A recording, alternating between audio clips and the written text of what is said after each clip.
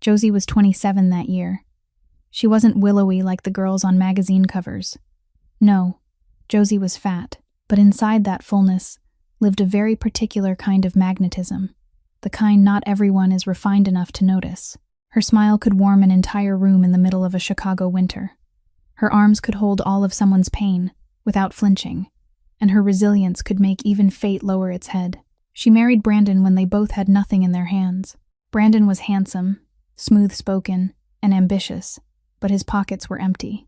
They lived in a tiny studio apartment in the suburbs of Chicago, with cracked walls, pipes that leaked all night long, and in winter, wind that slipped through the doorframe cold enough to cut the skin. The old bed took up almost the entire room.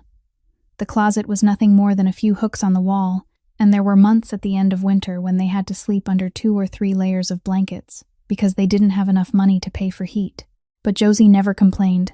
Not once. Every evening, when Brandon came home with a tired face after another long day of failed job searching, she would rub his back and say softly, "Don't worry, my love. Things will change. There will be a day when you sit in the tallest building in the city, wearing a suit, tying your necktie, riding in your own car, and people will call you Mr. Carter." Brandon gave a weak smile. "Amen. But look at us, Josie. Look at where we are." Josie lifted her chubby hand to his cheek, gentle as if touching the most precious thing in the world. "Where we are doesn't matter. Who we are is what matters. I believe in you. I know you'll go far." She truly believed it, with her whole heart, with an entire childhood in which no one loved her, with hands swollen raw from working 3 shifts a day to feed his dream. But she didn't know that the very man she placed all that faith in, the very hands she lifted up from the mud, would be the one to push her down the deepest. If this story touched your heart, please hit like to support us. Share the video with the people you love, because sometimes a story can change the way we see each other. And don't forget to subscribe to the channel and turn on notifications, so you won't miss the stories that come next. But before I tell you about the day Josie finally collapsed, I have to tell you about a boy she once saved, because it was that same boy who would come back to save her. It started a long time before, in a poor neighborhood on the south side of Chicago, where the old houses stood shoulder to shoulder, as if they were trying to shield one another from the cold. Josie grew up there. Her mother died of illness when Josie was only 6. Before she closed her eyes for the last time, she held Josie's hand and whispered, "My daughter, don't ever keep hatred in your heart. Hatred will kill you before it kills your enemy. Live with love, okay?" Josie nodded, tears soaking the hospital pillow. She didn't fully understand what those words meant then, but many years later, those very words would save her from the darkness. After her mother died, Josie's father began to drink. He drank every day, from morning to night, from one bottle to the next. When he was drunk, he beat Josie. He hit her because she forgot to wash the dishes. He hit her because she cried. He hit her because she mentioned her mother. He hit her because he needed to pour his rage onto someone, and Josie was the only one left. A chubby 8-year-old girl, with big round eyes and full cheeks. She would often curl up in the corner of the house, hugging her knees, singing herself to sleep, because no one was left to sing to her anymore. At school, life wasn't any better. The other kids called her Pig. They threw bread in her face and laughed, "Eat up, you fat pig." They wouldn't let her play with them. They shoved her to the ground on the playground and ran away. Josie never fought back. She would only stand up, brush the dust from her knees, and walk back into class alone. She was used to it, used to no one wanting her. Next door to Josie's house lived the Donovan family. The whole neighborhood was afraid of them. People whispered that Walt Donovan was tied to the Mafia, that he was dangerous, that no one should ever go near that house. His son, Rafe Donovan, was 14, skinny, with eyes that always looked sad, and a hard, silent face that made him seem like an old man. He had no friends. No one dared to play with the Donovan boy. Every day after school, Rafe sat alone on the concrete steps in front of his house, watching other kids play from far away. He never asked to join them. He already knew what the answer would be. One autumn afternoon, Josie walked past those steps. A chubby 8-year-old girl, hair tied in a ponytail, holding half a cheese sandwich in her hand. She saw Rafe sitting there, alone, his eyes fixed on the ground. She stopped. Other kids would have walked away. Any kid would have walked away. But Josie wasn't just any kid. She walked over, set half the sandwich beside Rafe, and said, "You look really hungry. Eat." Rafe looked up, stunned. No one had ever given him anything without demanding something back. No one had ever looked at him without fear in their eyes. But the big round eyes of this little girl held only warmth. Rafe looked at the sandwich, then at her. "Why?" he asked. Josie tilted her head. "Why what? Why are you giving it to me?" "Everyone's afraid of my house." Josie sat down beside him, as if it were the most natural thing in the world. "I'm not afraid. You look tough, but your eyes are really sad. Sad people aren't scary." That was the first time in Rafe Donovan's life that someone saw his sadness instead of the label of Mafia son. From that day on, they became friends. Every noon, Josie brought half of her food to share with Rafe. In return, Rafe protected her from the kids who bullied her. The first time a child called Josie pig in front of Rafe, he simply stood up and looked them straight in the eyes, without saying a single word. The kids went pale and ran. Josie beamed. "You didn't even have to say anything and they were already scared." Rafe smiled. It was a rare smile, and only Josie ever saw it. One afternoon, Josie sat on the steps of Rafe's house, bent over a sheet of notebook paper, drawing with a pencil. She drew two children sitting side by side on the steps, one fat, one skinny, and underneath, in careful handwriting, she wrote, "Josie and Rafe, friends forever."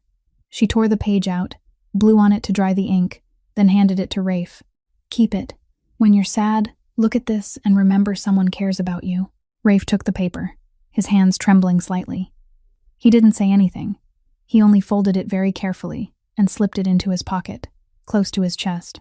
Josie didn't know that drawing would stay with Rafe for 19 years, through every darkness, through every storm, through every long night when he thought he would never see the light again. But that small happiness didn't last. One winter night, the wail of police sirens tore through the neighborhood's silence. Red and blue lights flashed against the walls of the Donovan house. The noise woke Josie. She ran to the window and looked out. She saw the police rush in, drag Rafe's father outside in handcuffs.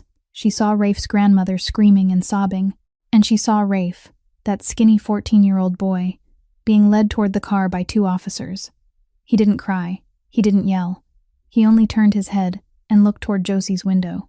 In a single instant, the eyes of two children met through the rain. Rafe didn't say anything, but his eyes said everything. Then the police car drove away. Josie stood there with both hands gripping the window frame, tears running down her cheeks, watching the car grow smaller and smaller until it disappeared into the rainy night. That was the last time Josie ever saw Rafe. She didn't know where they took him. She didn't know whether he lived or died. She only knew that the only friend she had ever had was gone, just like her mother, without a single goodbye. And she had no idea that 19 years later, that skinny boy who once sat on those steps would be the one to pull her out of hell. In the years after Rafe disappeared, Josie grew up in loneliness. Her father drank more and more, hit harder and harder, until one winter morning, he simply didn't wake up again. Josie was 17, standing alone in the empty house, not crying, because she'd used up all her tears a long time ago. She dropped out of school and went to work, waiting tables, washing dishes, mopping floors, any job anyone would hire her to do. She got used to being forgotten by the world. She got used to no one needing her, until she met Brandon Carter. The year Josie turned 19, Brandon walked into the diner where she worked. He was 22, tall, handsome, with a wide smile, bright eyes, and a way of talking so good even the wind would have stopped to listen. He ordered a black coffee and sat in the corner all afternoon, now and then glancing at Josie. She noticed, but she didn't dare think too much. Men like Brandon didn't look at women like her. She knew she was fat. She knew she wasn't pretty. She'd heard it enough times to believe it was true.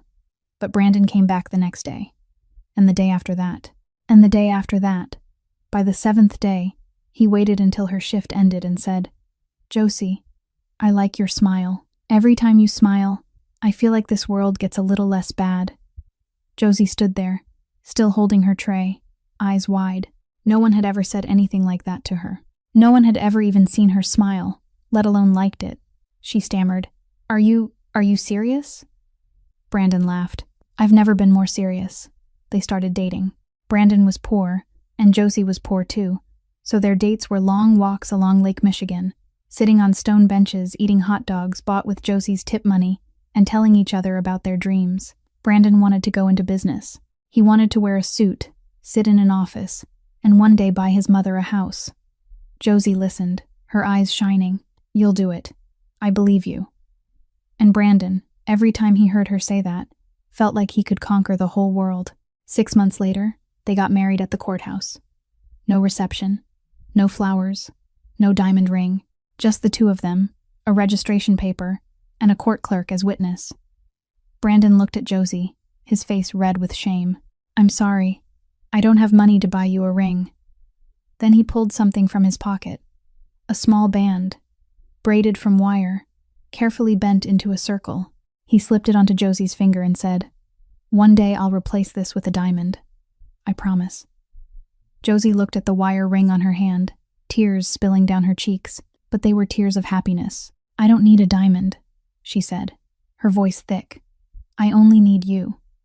They moved into a studio apartment in the suburbs of Chicago. The room the previous part mentioned, cracked walls, leaking pipes, wind slipping through. But in those first months, that room was full of laughter. Brandon truly loved Josie. He loved her with his whole heart, loved her in the smallest gestures, loved her the way only people with nothing know how to love. One night, in the middle of winter, the heating system broke. Wind pushed through the doorframe, cold enough to make the body shake. Josie curled under a thin blanket, teeth chattering. Brandon piled every blanket over her, then wrapped himself around her from behind, holding her tight. It's so cold, Brandon, she whispered. He kissed her hair. You're my heater. I don't need anything else. Josie giggled in his arms, and the Chicago winter night suddenly felt much less cold. But life wasn't always that warm. Josie worked 3 shifts a day so the two of them could survive. In the morning, she sold sandwiches from a street cart. At noon, she cleaned offices. At night, she helped in a restaurant kitchen. There were nights she came home exhausted, her hands swollen and raw from hot water and cleaning chemicals. She hid her hands behind her back, not wanting Brandon to see. But he saw. One evening, he took her hands, looked at her swollen fingers, and his eyes turned red. He sank to his knees and kissed each finger. Josie, I'll make it up to you 100 times over. I swear. Josie touched his cheek. Don't swear. Just don't ever leave me. That's enough. And then one day, Josie did something she'd never thought she would do. Brandon had to pay for his final semester to get his business degree, but they didn't have enough money.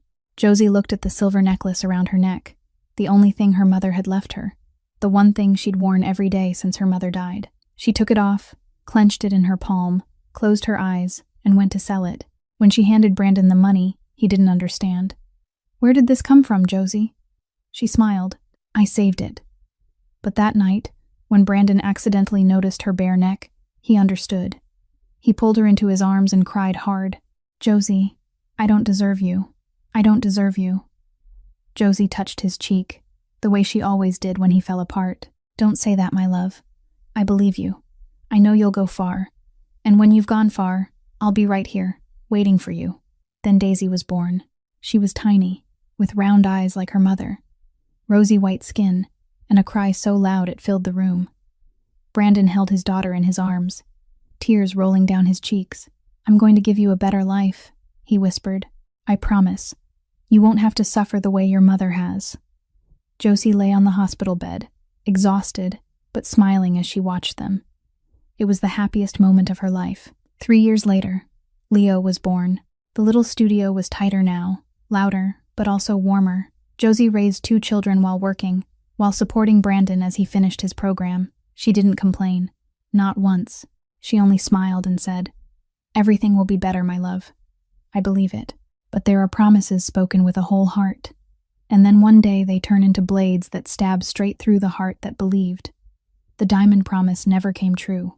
The oath to repay her 100 times over would become 100 times of humiliation. And the words, I'm going to give you a better life, would become the bitterest lie Daisy and Leo would ever hear. Then one day, the chance came, in a way Josie never could have predicted. That morning, the cold cut straight to the bone, and Josie stood beside her sandwich cart on the street corner like she did every day. A middle-aged man in a wool coat, a regular whom Josie had noticed always carried business portfolios and spoke about corporate growth while waiting for his breakfast, took his sandwich. Taking a deep breath, Josie seized the moment and asked him if his firm ever considered applicants who had the degree, but just needed one chance to prove their worth. The man paused, looked at Josie's hard-working hands and her sincere, hopeful eyes, and said, "Actually, Josie, my sales department is expanding. If you know someone who works as hard as you do, tell them to come for an interview tomorrow." Josie nearly dropped the tongs. Her heart started pounding. She didn't even manage to count the change properly. Just shoved a few bills into the customer's hand, asked for the company's address, and hurriedly folded up the cart and ran home. She threw the door open, breathless, eyes blazing bright. "Brandon, put on your best shirt. Fix your hair. There's an interview today. We're going right now." Brandon was sitting at the table, staring at her in disbelief. He shook his head slowly. "Josie, I've tried so many times. They don't want someone like me. Someone with no experience. Someone with no connections. I'm tired." Josie placed both hands on his shoulders, looked him straight in the eyes, and her voice turned firm. "If you don't go, I'll drag you there. Do you hear me? You're the smartest person I know. You've got a degree. You've got a mind. You just need one person to give you a chance. Today is that chance. Don't let it slip through your fingers." Brandon looked at his wife, at those determined eyes that refused to back down.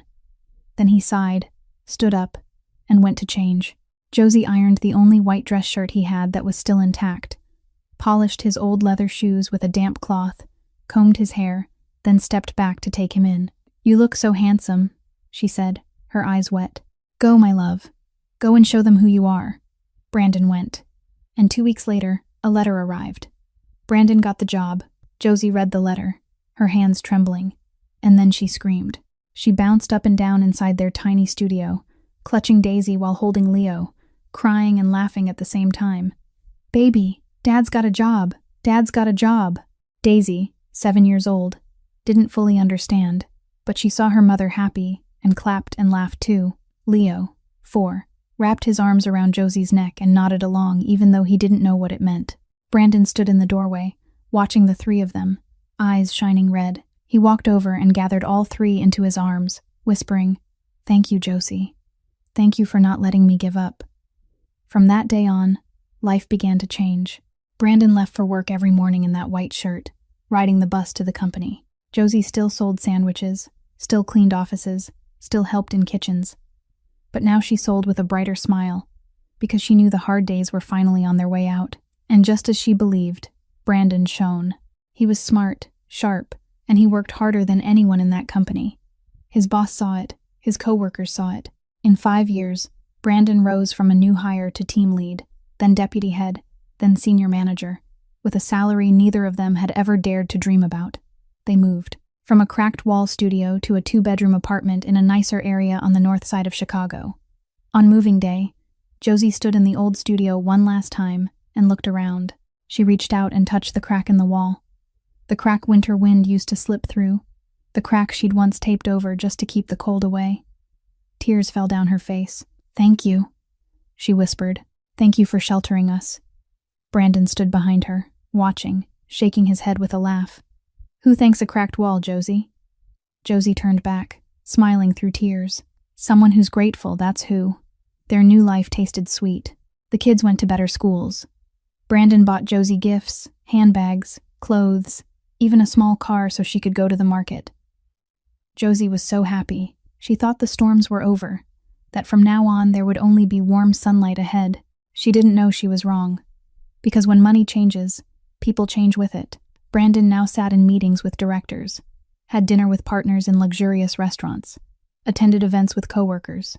Their wives were slim, hair always perfect, nails glossy, dressed in designer gowns, talking about trips to Europe and morning yoga.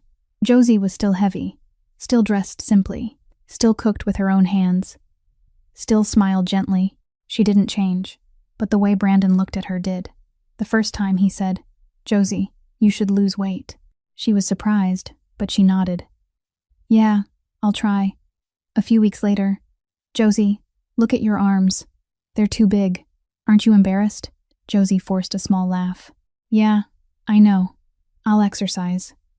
And then those comments stopped being only between the 2 of them. Brandon started joking in front of friends. At a party at a coworker's house, he pointed at Josie's plate and laughed. "See? My wife eats more than my 2 kids put together." Everyone burst out laughing. Josie laughed too.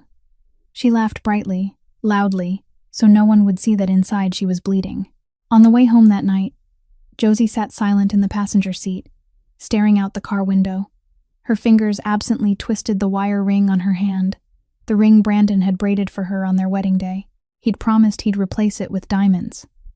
Now he had more than enough money to buy diamonds, but instead of giving her a ring, he gave her insults. Josie looked at the ring, then out at the nighttime streets of Chicago sliding past the glass. She didn't cry. She was starting to get used to swallowing her tears. But what she didn't know was this. Every joke Brandon made about her was a knife, and one knife would cut everything apart forever. Brandon's jokes didn't stop at that party. They followed Josie home, slipping into their meals, into the bedroom, into every restless half-sleep she tried to cling to. But what hurt Josie even more than the insults was the distance. Brandon started coming home late. At first, it was once or twice a week, then 3 times, then almost every night. He walked in at 11 o'clock, 12 o'clock, sometimes later. Josie cooked and waited. She left his portion warm on the table, covered it carefully, then sat on the sofa and waited. 1 hour, 2 hours, 3 hours. When Brandon finally came home, he went straight to the bathroom without looking at the dinner table. Josie asked softly, "Have you eaten yet?" "I made what you like." Brandon answered bluntly, "I already ate. I had to entertain clients." Josie nodded, threw his untouched food away, washed the pot, wiped the table, then went to the bedroom and lay down facing the wall. She told herself, "It's probably work stress. He's a senior manager. Entertaining clients is normal." She believed that. She forced herself to believe it, because if she didn't, she'd have to face a truth she wasn't ready to accept. But some things can't stay hidden forever. Josie began to smell perfume on Brandon's shirts every night he came home. Not his cologne. Something sweeter, heavier, a woman's scent. The first time she noticed it, her heart tightened with pain, but she pushed it away at once. It's probably a female coworker sitting close during a meeting. It's nothing. The second time, her hands trembled as she folded his dress shirt. The third time, she stood for a long time in the laundry room, holding the shirt that carried that unfamiliar perfume, closing her eyes, and trying not to cry. Josie tried harder. She thought maybe she wasn't good enough. Maybe she wasn't trying hard enough. And that was why Brandon was pulling away. She cooked his favorite dishes. She woke up earlier to make a perfect breakfast. She bought the nicest blouse her money would allow, tried to put on makeup even though she wasn't used to it. But Brandon didn't look. He sat at the table, eyes glued to his phone, sometimes smiling at a message Josie didn't know the sender of. She placed a plate in front of him. "Honey, eat. I made steak the way you like it." Brandon set the phone aside, looked at the food, then looked at Josie, and said, "I'm not hungry." Then he stood up, grabbed his car keys, and walked out. Josie stood there, watching the steak cool on the table, her arms hanging at her sides. Daisy came out of the bedroom, saw her mother standing frozen in the kitchen, and walked over to take her hand. "Mom, where'd Dad go?" Josie forced a smile. "Dad's got something urgent at the office, sweetheart. You and I will eat first, okay?" But Josie didn't eat. She sat there watching the 2 kids eat, twisting the wire ring on her finger, the ring that had dulled with time. She remembered the day Brandon braided it for her at the courthouse, remembered his eyes back then, bright and sincere, full of love.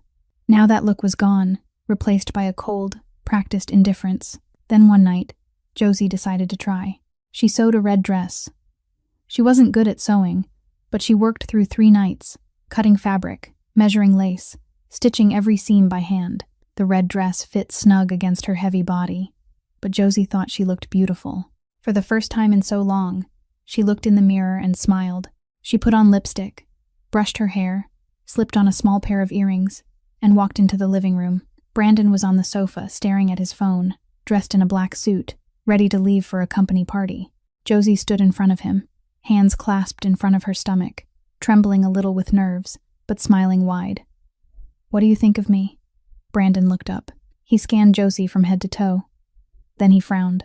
"You look like a sofa covered in red fabric. Don't come with me tonight." The smile on Josie's mouth died instantly. Her hands fell limp. She stood there for a few seconds, watching Brandon take his keys and walk out the door without looking back. The door shut. The engine started. Tires rolled along the street and faded into the distance. Josie still stood there, in the red dress she'd spent 3 nights making, alone in the silent living room. Then she moved slowly into the bedroom, closed the door, sat on the edge of the bed, and cried. She cried without sound, pressing a pillow over her mouth so the children wouldn't hear. Tears soaked the pillow, soaked the red dress. She looked down at the wire ring on her hand. Once she'd looked at it with happiness, with hope, with faith in the promise of diamonds. Now, under the weak yellow bedside lamp, it looked more like a shackle than a keepsake. It held her there in a marriage where she was slowly becoming invisible. From that night on, Josie had a new habit. When Brandon slept, she turned to face the wall, closed her eyes, and prayed in silence. God, I love this man. I carried him when he had nothing. Now he has everything, and I'm disappearing. Please don't let this marriage fall apart. Please let him see me the way he used to. But Brandon didn't see her. Night after night, Josie prayed. Brandon slept deeply, and the space between them on that bed grew farther, colder, wider. One evening, while Josie was washing dishes, Daisy came and stood beside her, eyes sad. Mom, why is Dad mad at you all the time? Josie stopped, looked at her daughter, and pain stabbed through her chest. She knelt down, wiped her hands on her apron, and smoothed Daisy's hair. Dad's not mad at Mom, sweetheart. He's just tired from work. He'll be happy again, like before. Daisy looked at her, 7 years old, but with eyes that were strangely bright. But Dad never hugs you anymore. He used to hug you all the time. Josie swallowed her tears, pulled her daughter close. Dad still loves Mom, honey. He's just so busy he forgets, that's all. But that night, after the kids were asleep, Josie sat alone at the kitchen table, staring at Brandon's phone he'd forgotten on the shelf, and wondered if she should open it. She didn't. She was afraid of what she'd see. She'd rather fool herself into believing everything was still fine, that Brandon was only going through a hard season, that he'd come back to being the husband he used to be. She clung to that hope the way a drowning person clings to a rotting piece of wood. But she didn't know she was lying to herself, and the truth, when it came, would come in the cruelest way. Josie tried to cling to hope for weeks after the night of the red dress. She told herself every marriage had its highs and lows, that Brandon was only under pressure at work, that he'd come back and be the husband he used to be. But the truth doesn't wait for anyone to feel ready. It arrived, cold and merciless, on an ordinary evening like any other. That day, Brandon came home earlier than usual. Josie was cooking in the kitchen when she heard his phone vibrate on the table. She didn't mean to look, but the screen lit up, and the message appeared right in front of her eyes. Miss you. See you tonight. Love you. With a red heart. Sender name, Tiffany. Josie froze. The spoon in her hand slipped and clattered onto the floor. Her heart slammed so hard she could hear it in her ears. Tiffany. She'd heard that name a few times when Brandon talked on the phone. Did Tiffany send the report yet? Tiffany's going with the work delegation. Josie had always assumed she was just an ordinary coworker. But ordinary coworkers didn't text miss you and love you at 8 o'clock at night. Tiffany Sloan. Josie only learned the full picture later.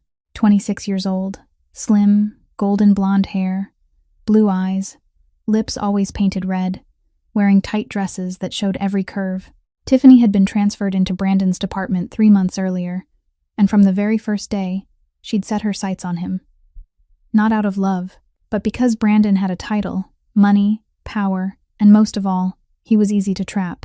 Tiffany knew exactly what to say. She brushed her hand against Brandon's arm in meetings, laughed softly when he told a story, leaned her head onto his shoulder when they went out to dinner after work. And one night, when they were sitting in his car after a company party, Tiffany turned to Brandon, eyes shining, and said, You know, Brandon, you deserve a more beautiful woman. A woman who fits your position.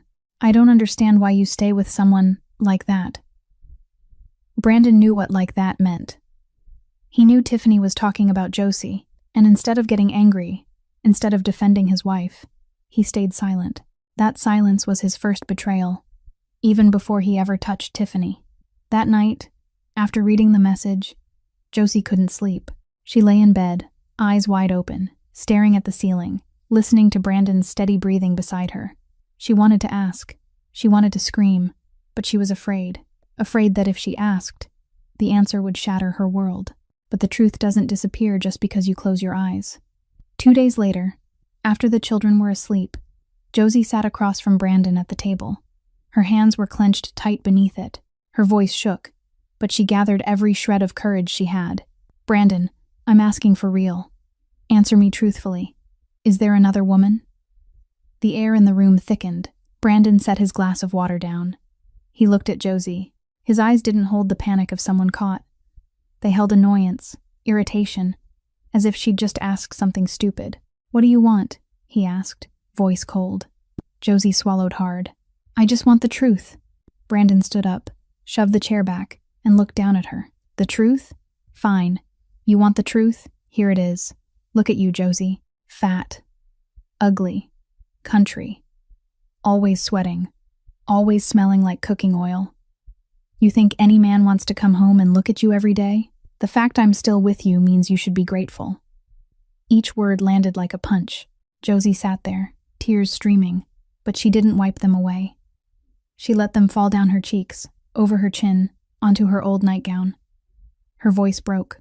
"After everything I've done for you, Brandon, I sold sandwiches to keep you in school. I sold the necklace my mother left me to pay your tuition. I worked 3 shifts a day, hands blistered, back aching, so you could sit in an air-conditioned classroom. I carried this whole family when you had nothing. And this is how you treat me?" Brandon grabbed his car keys off the table. "Don't list your sacrifices to me. I'm sick of hearing it." Then he walked out, slamming the door. The engine started. Tires screamed against the road. And then silence. Josie sat there for a long time. A very, very long time. The food on the table had gone completely cold. The scented candle she'd lit for dinner had burned down to nothing, leaving only melted wax spilled across its little dish. She didn't cry anymore. The tears were gone. She only sat there, hollow, like someone had pulled her soul out of her body. But the truth didn't stop there. It got crueler. A few days later, on an afternoon, Josie came home from the market earlier than usual. She was walking down the street near their place when she saw Brandon's car parked at the curb. The door opened. A woman stepped out. Slim, blonde hair, a tight black dress, red lips. She smiled at Brandon through the open door, blew him a kiss, then turned to walk away. And in that exact moment, she saw Josie. Tiffany Sloan looked Josie up and down. There was no shame in her eyes, no awkwardness, only contempt. Pure, cold, slow contempt. Then she smiled. The kind of smile someone wears when she knows she's already won. "So you're the wife.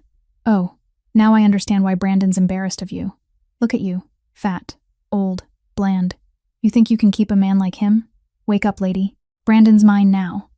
Josie stood there. The grocery bags in her hands felt unbearably heavy. Her feet seemed nailed to the sidewalk. Tears poured down her face, but she didn't say a word. Not one word. She only stared at Tiffany, watched her husband's car roll away slowly, then turned and walked in the opposite direction. Slowly, heavily, as if she were carrying the whole world on her heavy shoulders. In the part before this, Josie had lied to herself that everything was still fine. She chose not to open Brandon's phone. She chose to believe he was only stressed. But now the truth stood right in front of her, looking at her with blue eyes and red-painted lips, and told her to her face that she'd lost her husband. Doubt still leaves room for hope, but knowing the truth leaves only pain. And this pain, Josie knew, would never go away. After that afternoon of seeing Tiffany on the sidewalk, Josie knew she couldn't endure it alone anymore. She needed someone to help her. She needed someone to talk to Brandon, because he didn't listen to her anymore. Every time she opened her mouth, he shouted. Every time she cried, he walked away. She was invisible inside her own home. So Josie called Ruth, Brandon's mother. Ruth was 62 years old, gray-haired, her back slightly bent, but her eyes were still bright and her voice still warm. She loved Josie like her own daughter. She knew what Josie had sacrificed for her son. She knew who had sold sandwiches so Brandon could stay in school, who had sold her mother's necklace to pay tuition, who had worked 3 shifts a day so the family would have food on the table. She knew it all. When she listened to Josie speak, voice choking, tears falling through the phone, Ruth stayed silent for a long time. Then she said, "You stay right there. I'm coming to talk to him." Ruth came to Brandon's house the next afternoon. She didn't call ahead. She rang the bell, and when Brandon opened the door and saw his mother standing there, stern-faced. He immediately knew what this was about. "Mom," he said, forcing the words out. "You came without telling me." Ruth didn't step inside. She stood right in the doorway, looked her son straight in the eyes, and said, "Brandon, I raised you. I fed you. I taught you how to be a man, not so you could become this kind of man. Josie gave you everything. She sold the last keepsake from her own mother so you'd have money for school. Now you've got money and a title, and you treat her like trash. Aren't you ashamed?" Brandon stood there with his jaw clenched tight. He wouldn't look at his mother. He stared at the floor, and the only thing he felt wasn't shame. It was anger. Anger that Josie dared to run to his mother. Anger that he'd been exposed. Anger that his pride had been touched.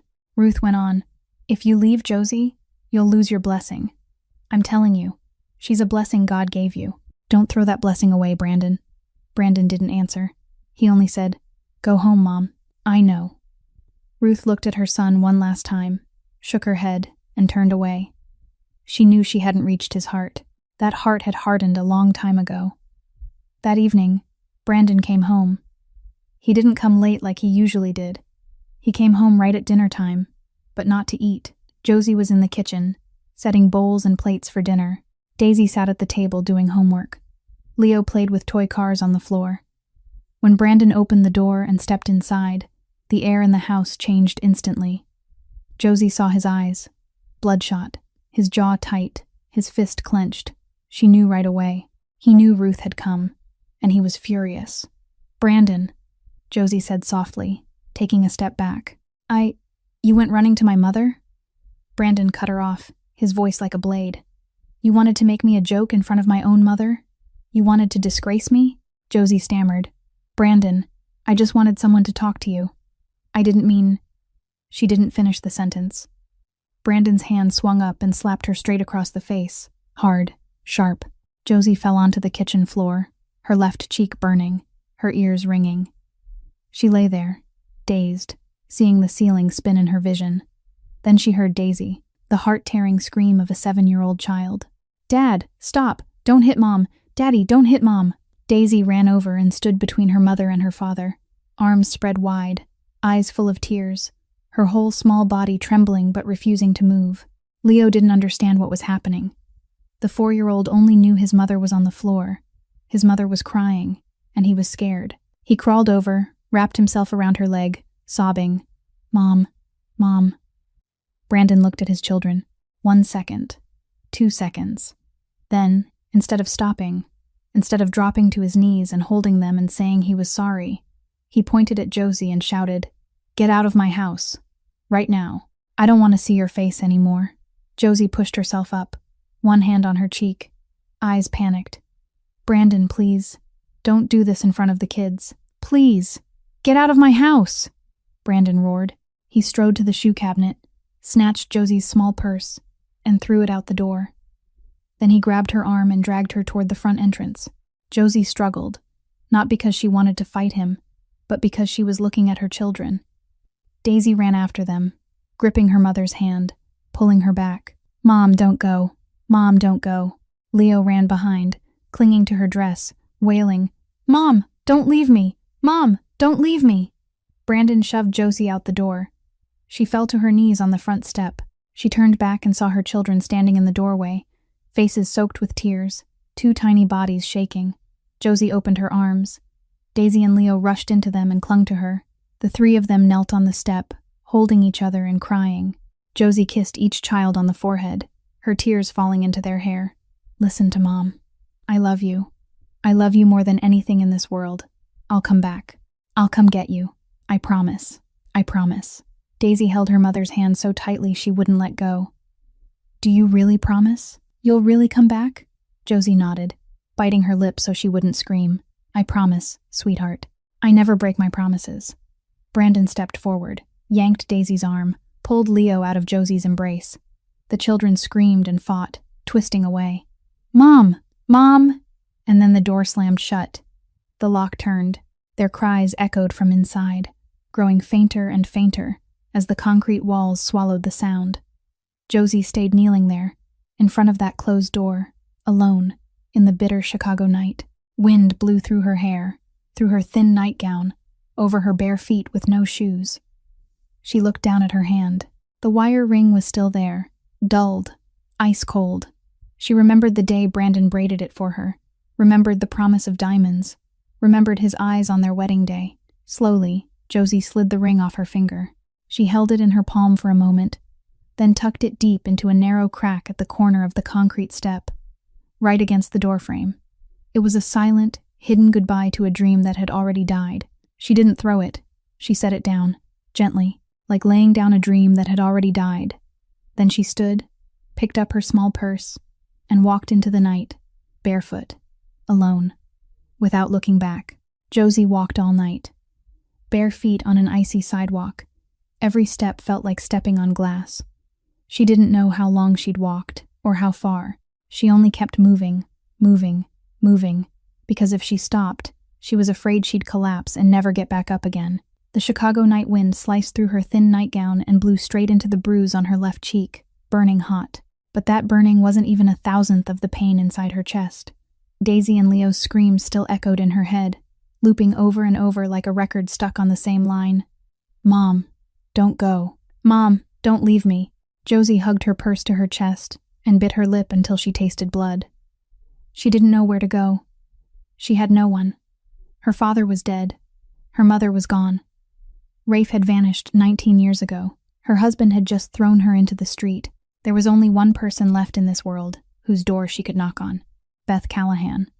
Beth had been her friend since the days Josie waited tables, working the late shift together, splitting cold-boxed meals during their break. Beth was 30 years old, living alone in a small apartment in a working-class neighborhood, working night shifts as a nurse, wide-mouthed and quick to smile, blunt and honest, and she loved Josie with her whole heart.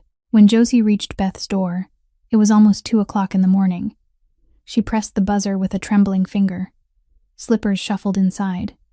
The door opened. Beth stood there, half asleep, hair messy, but when she saw Josie, her eyes went wide. Josie stood in the doorway, barefoot and purple with cold, one side of her face swollen, tears and snot mixed together, her whole body shaking like it was about to give out. Beth didn't ask a single question. She pulled Josie in and held her tight. Josie collapsed into her friend's shoulder, and for the first time since Brandon slapped her, since she'd been dragged out of her children's arms, she truly cried. Not quietly, not swallowing tears. She wailed, sobbed until her whole body shook, cried until she couldn't breathe. "He hit me, Beth. He hit me in front of the kids. Then he threw me out. I don't have shoes. I don't have anything. My babies are still in there. They were crying for me and I couldn't do anything." Beth held her even tighter, rubbing Josie's back, her own eyes blurred with tears. She didn't say anything, because she knew, in that moment, there were no words big enough. Every comfort would sound hollow. Every "it'll be okay" would be a lie. So she only held her friend and let her cry. Beth spread a blanket over Josie on the small sofa, made a cup of hot tea, wiped her face with a warm towel. Josie curled up on the sofa, eyes wide open, staring at the dark ceiling. The tears were gone, but her body still trembled. She whispered, her voice raw. "Beth, I feel like a house that's been hollowed out from the inside. I didn't just give him my mother's keepsake or my physical strength. I gave him the very pieces of my soul until there was nothing left for me to hold on to. I built a throne for him out of my own exhaustion, only for him to use it as a platform to look down on me and call me a stranger. Why does the heart get punished for the sin of being too loyal? I'm not just tired, Beth. I'm completely erased." Beth sat beside the sofa, took Josie's hand, and squeezed it tight. She didn't answer, because she didn't have an answer either. The two women sat in that small room, in silence, with only the ticking of the wall clock and the broken rhythm of Josie's breathing. At the same time, on the other side of the city, in the apartment Josie used to call home, another woman stepped inside. Only 1 week after the night Josie was thrown out, Brandon brought Tiffany Sloan to live with him. Tiffany arrived with 2 suitcases of designer clothes, French perfume, and a victorious smile. She walked through each room, looked around, and began erasing Josie from the house. Tiffany changed the curtains. The small floral curtains Josie had sewn by hand were replaced with luxurious black velvet drapes. Tiffany threw out the wedding photo, shoving the only memory of their wedding day into the trash. Brandon stood there and watched it happen. He saw his past being discarded like junk, but he turned his head away and said nothing, choosing Tiffany's approval over the history he had built with Josie. Tiffany sat in the armchair where Josie used to sit every night with the kids to read stories, crossed her legs, scrolled on her phone, as if this home had always belonged to her. But there were two things Tiffany couldn't erase: Daisy and Leo. Daisy, 7 years old, stood in the bedroom doorway and looked at Tiffany with eyes as cold as stone. She didn't cry, she didn't scream. She only stared at the stranger sitting in her mother's chair and said, her voice calm in a way that was terrifying, "You're not my mom." Tiffany looked up, raised an eyebrow, and smirked. "Whatever. Your mom's never coming back. Get used to it." Daisy didn't answer. She went back into the room, shut the door, sat on the bed hugging her pillow. She didn't cry in front of Tiffany. She never would cry in front of that woman. But Leo was different. The 4-year-old couldn't hide his pain. Every night, when the lights went out, Leo cried. He whimpered and sobbed, clutching his pillow and calling out, "I want Mom. I want Mom." The crying drifted into the living room. Tiffany sat on the sofa, frowning in irritation, and turned to Brandon. "Make those kids shut up. I can't stand it." Brandon didn't look at Tiffany. He didn't go into the bedroom to hold his son either. He only shouted down the hall, "Leo, go to sleep. Daisy, calm your brother down. And don't mention your mother again. Do you hear me?" From that night on, Leo didn't cry out loud anymore. The little boy learned to cry silently, face pressed into his pillow, biting his lip so no sound would come out. And Daisy, that 7-year-old girl, climbed into her brother's bed every night, lay beside him, held his hand, and whispered into the darkness. "Sis?" Leo asked, his voice trembling. "Is Mom coming back?" Daisy squeezed his hand tight, stared up at the black ceiling, and said, her voice steady even though her own heart was breaking too, "Mom promised, Leo. She said she'd come get us. And she never breaks her promises." The two children lay in the dark, hands clasped, listening to Tiffany and Brandon's laughter drifting from the living room, the place that used to hold their mother's voice reading fairy tales each night, the place that used to smell like hot food and echo with their mother calling, "Come eat dinner, my loves." Now it was gone. All that remained were two children holding hands in the night, waiting on a promise they didn't know when would ever come true. 2 weeks had passed since the night Josie was thrown out of her home. 2 weeks that felt like 2 years. Every morning she woke up on Beth's sofa. The first thing Josie did was reach for her phone, hoping for a message from Daisy or Brandon, anything that would let her see her children. There was nothing. An empty screen. She called Brandon. He didn't pick up. She texted. He didn't reply. She called again, and he blocked her number.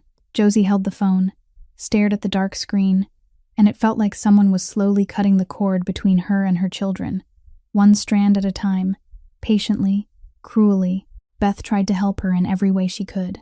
She let Josie stay, fed her, lent her clothes, and every night she sat beside her on the sofa, holding her hand, saying nothing, just being there. But Beth knew what Josie needed most wasn't a warm blanket or a hot meal.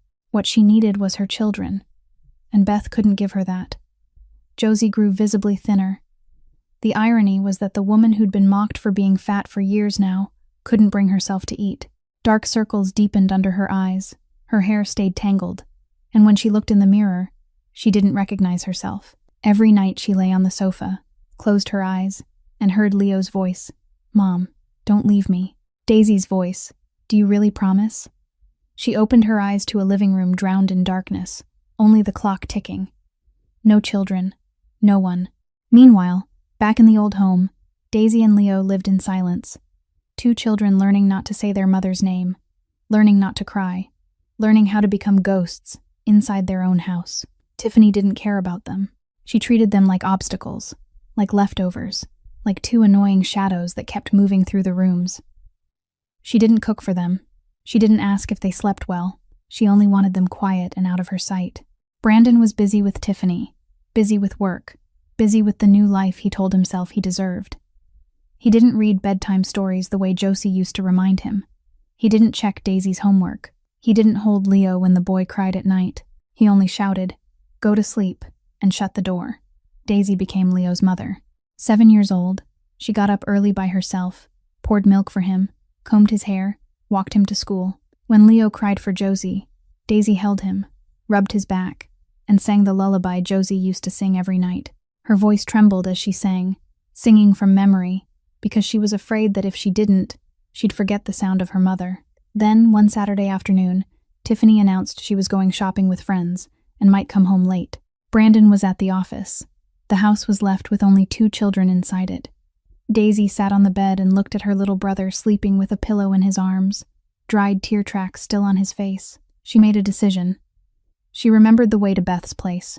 Mom had taken her there many times. Take bus number 17.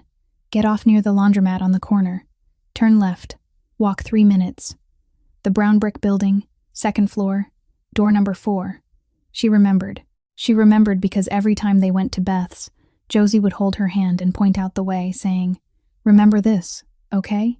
If you ever need it, you'll know how to get here." Josie had said it like a joke, but it turned out a mother prepares her child even for what she never wants to happen. Daisy woke Leo, put his jacket on, took his hand, and led him outside. "Where are we going?" Leo asked, eyes sleepy and confused. "To find Mom," Daisy said, her voice steady. Leo's eyes lit up for the first time in 2 weeks. "Really find Mom?" "Really." The 2 children walked to the bus stop. Daisy held a few coins she'd secretly saved in her pencil case. She guided Leo onto the bus, kept his hand locked in hers, stared out the window and counted each stop. Her heart pounded hard, but she wasn't afraid. She only wanted to see her mother. When the 2 children stood in front of Beth's door, Daisy pressed the buzzer. Footsteps inside. The door opened. Josie stood there with a dish towel in her hand, dark circles under her eyes, hair twisted up, thinner than the last time the children had seen her. She looked down. Daisy and Leo were right there, 2 small faces lifted toward her. Leo's mouth trembled. "Mom," just that one word. The towel slipped from Josie's hand and fell to the floor. She let out a sound that wasn't even a word, and then she dropped down and wrapped both children in her arms. The 3 of them knelt in the hallway, clinging to each other, crying. Josie held them so tightly they almost disappeared inside her embrace. She kissed Daisy's forehead, kissed Leo's cheek, kissed their hair, their hands, each tiny finger. Leo clung to her neck, his legs wrapped around her waist, sobbing. "I missed you. I missed you so much. Don't go again. Please, Mom." Daisy held her from the side, face pressed into her mother's shoulder, and for the first time in 2 weeks, that tough 7-year-old finally cried like the child she was supposed to be. Beth stood in the kitchen doorway with a hand over her mouth, tears running down her face. She turned away, not wanting anyone to see her cry. But she couldn't stop, watching a mother and her children hold each other on her floor, crying like they'd been reunited after a lifetime apart, was the most beautiful and the most painful thing she'd ever witnessed. Josie didn't want to let go. She wanted to keep her children forever, right there in her arms, where no one could reach them. But time wasn't on her side. More than an hour later, a car pulled up in front of Beth's building. Heavy footsteps climbed the stairs. A fist pounded on the door. Brandon barged in, face flushed dark, eyes wild. "Josie, did you kidnap my kids?" Josie stood up, pushed the children behind her, her voice shaking, but she didn't step back. "I didn't kidnap them. They came here on their own. Liar. You put them up to it. You lured them here." But before Josie could answer, Daisy stepped forward, a 7-year-old girl standing between her mother and her father, eyes full of tears but her voice clear, each word deliberate. "Dad, Mom didn't kidnap us. I went to find Mom. I took Leo on the bus here. Because I missed Mom. Because he missed Mom. Because Mom's the only one who holds us when we cry." The room went silent. Brandon looked at his daughter. Daisy's eyes were exactly like Josie's, round, clear, and so sad that looking into them felt like seeing the whole world's pain. For a moment, just a moment, Brandon softened, but then his jaw tightened again. He walked over, grabbed Daisy's hand, and lifted Leo with his other arm. "We're going home. Now." Leo screamed and petitioned toward Josie with both hands. "Mom! Mom! I'm not going! I want to stay with Mom!" Daisy didn't struggle. She let her father pull her away, but she turned her head to look back at Josie. Her eyes said, "I'll wait. You promised." Josie ran after them out the door, down the stairs, all the way to the sidewalk. She watched Brandon shove the children into the car. Leo pressed his face to the back window, his hands pounding the glass, his mouth moving, screaming words she couldn't hear through the thick pain. The car rolled forward. Josie ran a few steps after it, then stopped. She dropped to her knees on the pavement, watching the car grow smaller and smaller until it turned the corner and vanished. Beth ran out, knelt beside her friend, and held her tight. "Josie, there's a way. Listen to me. There's a way. Don't give up," Josie whispered, her voice shattered, her eyes still fixed on the empty street where the car had disappeared. "My babies, Beth. My babies." After the day Brandon came to Beth's place and yanked the children away, Josie collapsed completely. She didn't cry anymore. She didn't speak anymore. She only lay curled on Beth's sofa, eyes wide open, staring at the ceiling, not eating, not drinking, not showering. Beth came home from her night shift and saw the plate of food still untouched on the table, cold and stiff. Beth sat beside her friend and gently shook her. "Josie, eat something. You've got to live. If you go down, who's going to get the kids back?" That sentence pulled Josie up, not because she wanted to live for herself, but because she'd promised Daisy and Leo. She'd promised she'd come back for them. And she couldn't break that promise. Beth got Josie a waitressing job at a small diner on the west side of the city. The pay was low, the work was heavy, but money meant hope. Josie went in every day. She carried trays, wiped tables, washed dishes, mopped floors, just like when she was 17, when her father died and she had to keep herself alive. Life moved in a circle, bringing her back to the exact place she'd started. The only difference was that this time, she'd lost more. Lost a husband, lost a home, lost her children. Josie worked like a machine. Every morning she woke up, got dressed, walked to the diner, carried plates, smiled at customers, said yes and thank you and enjoy your meal. But the smile never reached her eyes. Her eyes were empty, looking straight through everything as if nothing was there. Beth told her, "Josie, you're like a body with no soul." Josie didn't answer, because Beth was right. Her soul was with Daisy and Leo, in the home she wasn't allowed to enter, on the bed where the two children held hands every night, waiting for their mother. Then one night, the sky broke open with rain. Chicago rain in November isn't normal rain. It doesn't fall, it pours. Cold, heavy, brutal, like the sky is angry. Josie finished the evening shift exhausted. Her feet throbbed from standing for 12 hours. Her back ached. Her hands burned from dish soap and hot water. She stepped out the back door of the diner, stared at the sheet of rain in front of her, and suddenly realized she didn't want to keep going. She didn't want to take one more step. She sank onto the back steps and let the rain beat down on her head, her shoulders, her thin shirt already soaked through. Rainwater mixed with tears. She lifted her face to the sky, rain lashing her cheeks, and whispered, her voice breaking, "Mom, I can't take it anymore. I tried. I tried with everything I had. I gave everything away and nobody needs me. Mom, I'm so tired." The rain kept falling. No answer came. Josie dropped her forehead to her knees and sobbed, shoulders shaking in waves. She didn't notice the black SUV pulling up behind the diner. She didn't hear the car door open. She didn't see the tall man step out, dressed in a black suit, polished leather shoes, hair slicked back, sharp cold eyes sweeping the alley. He'd come to meet a partner at the restaurant out front. He nearly kept walking, but something made him stop. Maybe it was the way she sat with her knees hugged to her chest. Maybe it was the wet brown hair plastered to her shoulders. Maybe it was the way she bowed her head, so much like an 8-year-old girl crouched in the corner of a schoolyard long ago, after the other kids threw bread in her face. He came closer. "Josie?" His voice was low, rough, carrying a disbelief he didn't expect from himself. "Josie Mitchell?" Josie looked up, eyes swollen red, hair stuck to her face, rain streaming down her cheeks.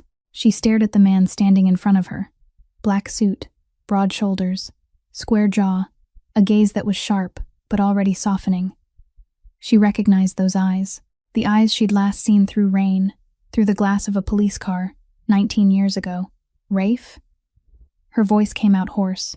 Rafe Donovan dropped to his knees right in front of her, in the middle of the puddles, not caring that his expensive suit was getting soaked, not caring that his polished shoes were sinking into mud. He looked at Josie, at her swollen face, at her exhausted eyes, at her hands rubbed raw and red from chemicals, and he understood immediately that the girl from long ago was living through something unbearable. "Josie, what happened to you?" Josie looked at Rafe, and 19 years of distance dissolved in a single second. She didn't see a stranger in an expensive suit. She saw the skinny 14-year-old boy sitting on a step, taking half a sandwich from her hand without saying thank you, because no one had ever given him anything before, so he didn't know what you were supposed to say, and she cried. Not from pain, but because after so many years, after so much loss, someone had knelt beside her and asked, "Are you okay?" Rafe helped Josie to her feet, took off his suit jacket and wrapped it around her shoulders, led her into the SUV. Inside the warm car, he turned the heat on, bought her a container of hot soup and a cup of coffee from a roadside place. Josie sat there, hands wrapped around the soup container, trembling, and she began to tell him everything. She told him about Brandon, about the years she sold sandwiches so her husband could stay in school, about her mother's necklace, about Tiffany, about the night she was slapped and thrown out, about Daisy and Leo taking the bus to find her, about Leo's screams when Brandon tore him away. She told it in a flat voice, without emotion, like she was telling someone else's story. But the tears kept coming anyway. Rafe listened, silent. His jaw tightened with every sentence Josie spoke. His fist clenched on his thigh until his knuckles went white. His eyes darkened, that dangerous kind of darkness the entire Chicago underworld knew better than to provoke. But he didn't say anything. He only lifted his hand and wiped the tears off Josie's cheek with his thumb, gently, carefully, like he was afraid she might break. When Josie finished, silence filled the car, only the rain tapping on the roof, and the wipers moving back and forth. Then Rafe spoke, voice low. "Do you remember back then? You were the only one who gave me half your sandwich. The whole neighborhood was afraid of my family. No one at school would sit with me, but you sat down next to me and said I looked hungry. In my whole life, nobody had ever done that for me. Only you." Josie looked at him, tears still sliding down her face. Rafe reached into the inside pocket of his jacket and pulled out a piece of paper, yellowed, edges curled, the fold lines worn almost to tearing. He opened it, a pencil drawing of two kids sitting side by side on a doorstep, one chubby, one thin. Under it, the crooked handwriting of an 8-year-old girl. Josie and Rafe, friends forever. Josie covered her mouth. Tears surged. "I kept it for 19 years, Josie," Rafe said, his voice hoarse. "Every night in juvie, I looked at it. Every time I wanted to give up, I looked at it. Every time I was in the dark and thought I'd never get out, I looked at it and remembered that somewhere there was a little girl who told me someone cared about me." Josie reached out with trembling fingers and touched the drawing, touched the faded pencil lines, touched her childhood, touched a moment she thought she'd lost forever. She sobbed, her whole body shaking. Rafe folded the drawing back up, slipped it into his wallet, then looked at her. His eyes weren't cold anymore. They were warm, gentle, and full of pain. "Back then, you protected me, Josie. You gave me food when I was hungry. You gave me friendship when no one wanted me. You gave me this drawing when I had nothing. Now it's my turn. I won't let anyone hurt you again." Josie looked at Rafe through a curtain of tears. She wanted to ask where he'd been for 19 years. She wanted to ask what he'd done, how he'd lived, why he wore an expensive suit and drove a glossy black SUV. But she was too exhausted to ask anything at all. She only nodded, tears falling as Rafe tucked that yellowed drawing away. Josie didn't know that the skinny boy from long ago was now Rafe Donovan, the most feared man in Chicago, a name that made the entire underworld tremble just to hear it spoken. That night, after bringing Josie back to Beth's place, Rafe drove to his penthouse on the top floor of a building in downtown Chicago. The penthouse was enormous. High ceilings, floor-to-ceiling glass that looked out over the entire skyline. Black leather sofa, glass table, paintings on the walls. Expensive liquor lined up in a cabinet. Everything was costly, flawless, and empty. Rafe didn't turn on the lights. He stepped into the darkness, ripped off his soaked vest, and tossed it onto a chair, dropped onto the sofa, and stared out at the windows. Chicago glittered below him, millions of lights like falling stars, but he didn't see anything beautiful. He only saw Josie's face, swollen eyes, hair pasted to her skin from the rain, hands burned raw, shaking around a container of soup, and her voice, steady and flat, as she told him about years of sacrifice, about the slap, about being thrown out barefoot, about the sound of her children screaming when they were ripped from their mother's arms. Rafe clenched his fist against his thigh. His jaw tightened until his temples throbbed. He'd heard countless brutal stories in his life, He lived in a world where cruelty was the daily language. But Josie's story hurt in a different way. It didn't hurt because of violence. It hurt because of betrayal by the person she loved most. Rafe pulled out his wallet, took the yellowed drawing, and laid it on the glass table in front of him. 2 children sitting on a doorstep. The pencil lines faded, the edges curled, but the crooked words were still readable. Josie and Rafe, friends forever. He stared at that drawing for a long time. 19 years. He'd kept it for 19 years. Through juvie, where he'd been beaten, bullied, locked in a dark room. Through the years of wandering after he got out, sleeping under bridges, eating leftovers. Through the day he stepped into the underworld, where he learned that if you wanted to live, you had to be strong. If you wanted to be strong, you had to be feared. And if you wanted to be feared, you had to be cold. He climbed rung by rung with intelligence, with controlled ruthlessness, with an ability to read people that few possessed. And even when the whole underworld called him a boss, when the name Rafe Donovan made people turn pale, he still kept that drawing in his wallet, because it was the only thing that reminded him he'd once been human. The door opened softly. Finn O'Brien stepped in, Rafe's right hand for 12 years. Finn was 40, red-haired, face full of freckles, looking more like a plumber than a man from the underworld. But no one should mistake him. Finn was fiercely loyal, and just as sharp as his boss. Finn saw Rafe sitting in the dark, his shirt still wet, his eyes fixed on the drawing on the table, and he knew right away something was different tonight. In 12 years with Rafe, Finn had never seen his boss like this. "You okay, boss?" Finn asked quietly. Rafe stayed silent for a long time. City lights spilled through the glass and drew a long shadow of him across the floor. Then he spoke, his voice lower than usual, rougher than usual, and trembling in a way Finn had never heard. "Finn, tonight I saw someone again. Someone I thought I'd never see again. She's the only good thing I ever had. When I had nothing, she gave me half a sandwich. When the whole world looked at me like a monster, she saw the sad kid behind the label of a Mafia son. She gave me this." He touched the yellowed paper with one finger. "But now she's suffering, Finn. She's suffering bad. Her husband betrayed her, hit her, threw her into the street. Her 2 little kids are being kept from her. She was sitting in the rain on a diner step like a dog that got left behind." Rafe paused, swallowed hard. "And I want to help her. I want to protect her. But I'm scared." Finn stood still, listening. In 12 years, he'd never heard his boss say the word scared. Rafe Donovan wasn't afraid of anything. Not the cops, not rival crews, not prison, not death. But tonight, he was afraid. "I'm afraid my darkness will swallow her, Finn. What am I? I'm the thing this whole city fears. My hands aren't clean. My life isn't clean. What right do I have to stand next to someone like her? She's pure. She's good. She's light. And me? I'm darkness.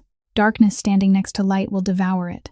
I don't want to make her the next victim of the world I live in." Finn looked at his boss. For the first time, he saw the coldest kingpin in Chicago tremble when he spoke about a woman.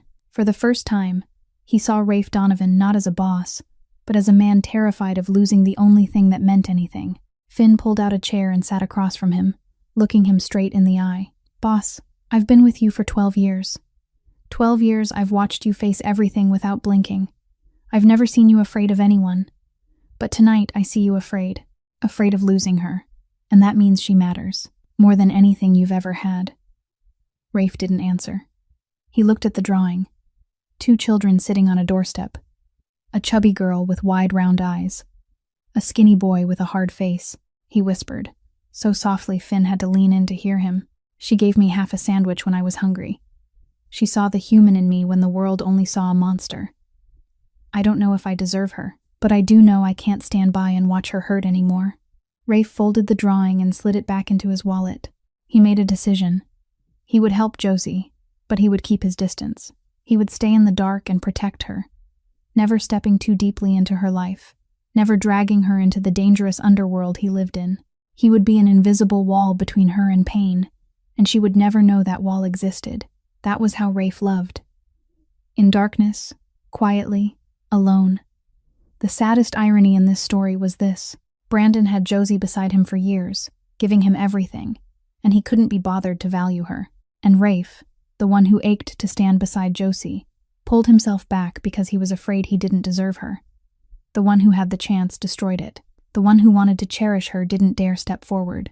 And Josie, caught in the middle, still didn't know that someone was protecting her from far away, in silence. The very next morning, Rafe called Finn into his office. He didn't sit behind the massive oak desk like he usually did. He stood by the glass, looking out over the city, holding a cup of coffee that had already gone cold. "Finn, I need you to do something, quietly. No one can know, especially her."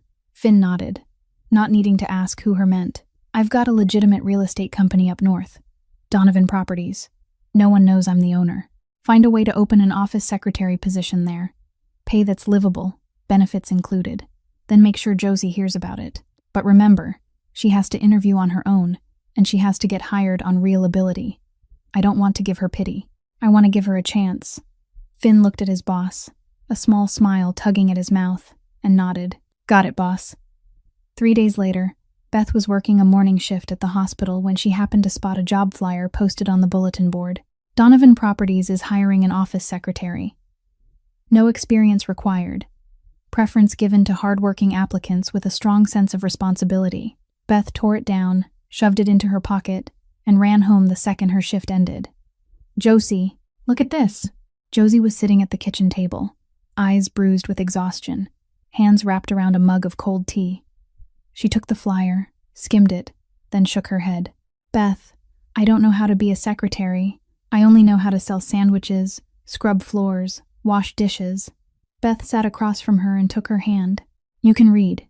You can write. You can talk to people. You can work harder than anyone I've ever met. That's enough.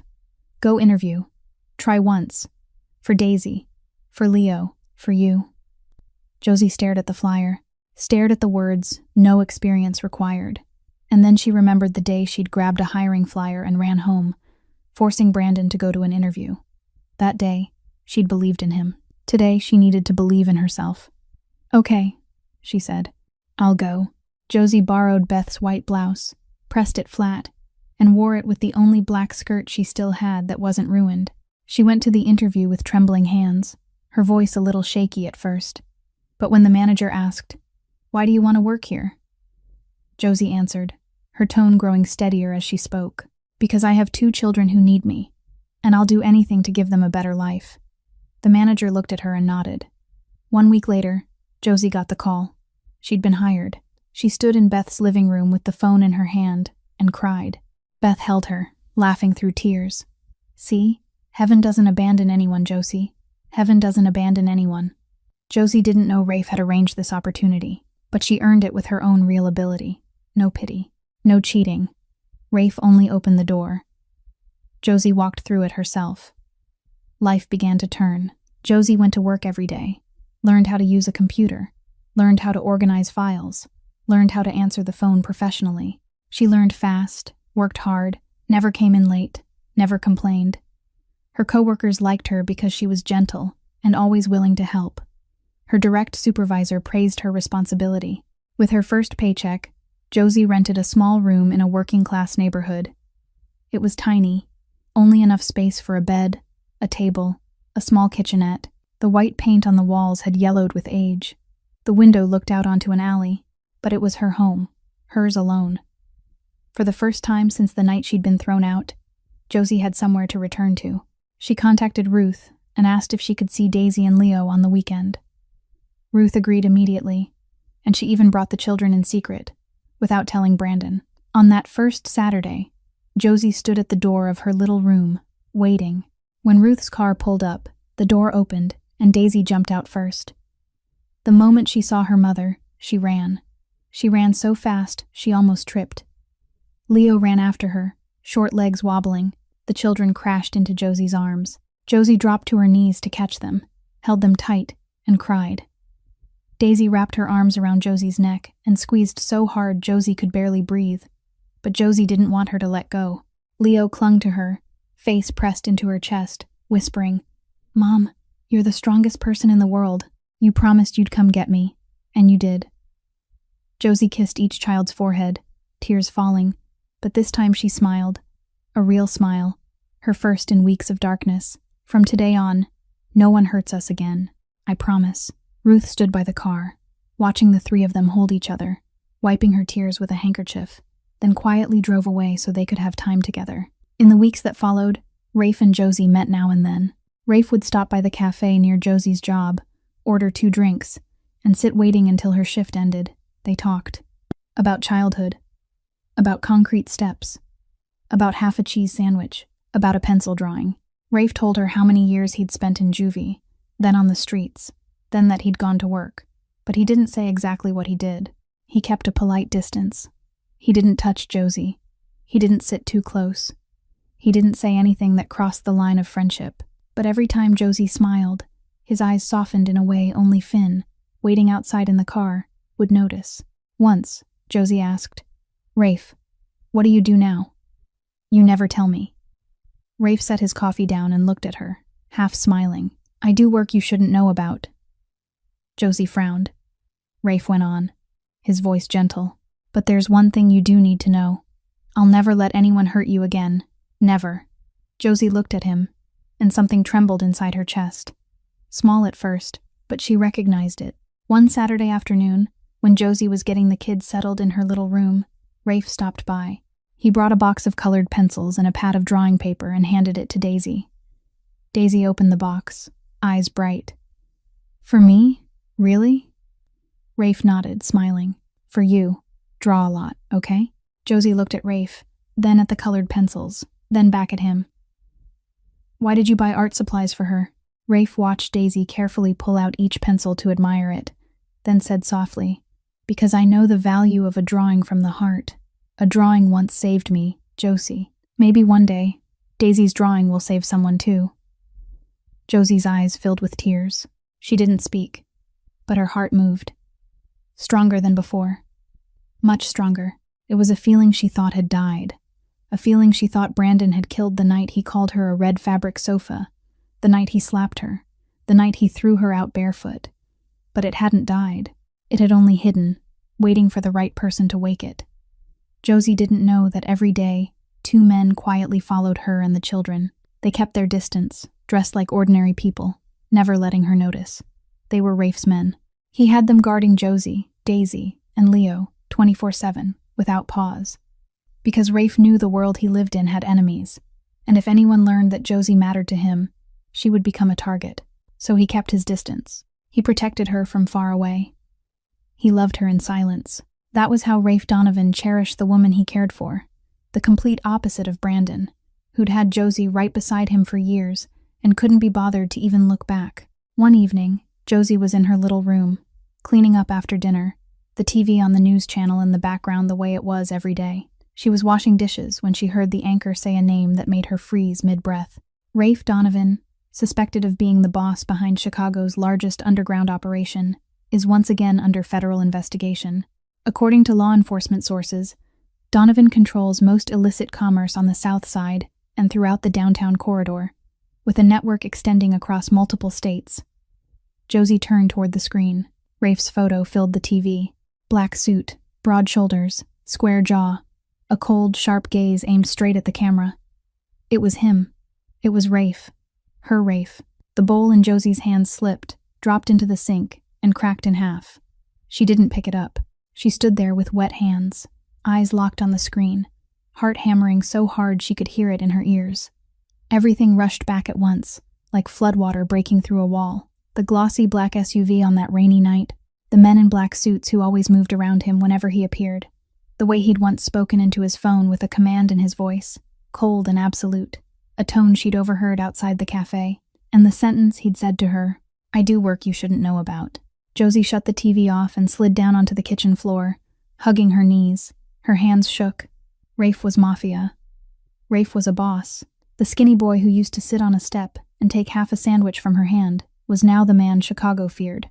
She grabbed her phone and called Beth, her voice frantic. "Beth, Rafe is Mafia. Do you understand? Mafia. A boss. I just saw it on TV. His picture, his name, the network, the federal investigation. Beth, I let my kids get close to someone like that. I let Daisy and Leo sit on his lap." Beth was silent for a few seconds on the other end, then said calmly, "So what?" Josie blinked, stunned. "What do you mean, so what?" "Beth, he's Mafia." Yeah. So what? He's Mafia. But he helped you when no one else did. He bought art supplies for your kid. He knelt in the rain and wiped your tears. And Brandon, your husband, the decent man with the respectable job, slapped you, threw you out barefoot, called you a red fabric sofa. So who's more dangerous, Josie? The Mafia boss or your husband? Josie couldn't answer. She hung up and lay on the bed, eyes wide open, staring at the dark ceiling. That night she didn't sleep. The next night she didn't sleep either. And the night after that, she lay there twisting in the dark while her mind and her heart tore at each other. Her mind said he's dangerous. His world is full of violence and enemies. You can't pull your children into that. Her heart said he's the only one who knelt beside you when you were crying in the rain. Her mind said, what do you know about him? About what he does? About the people he's hurt?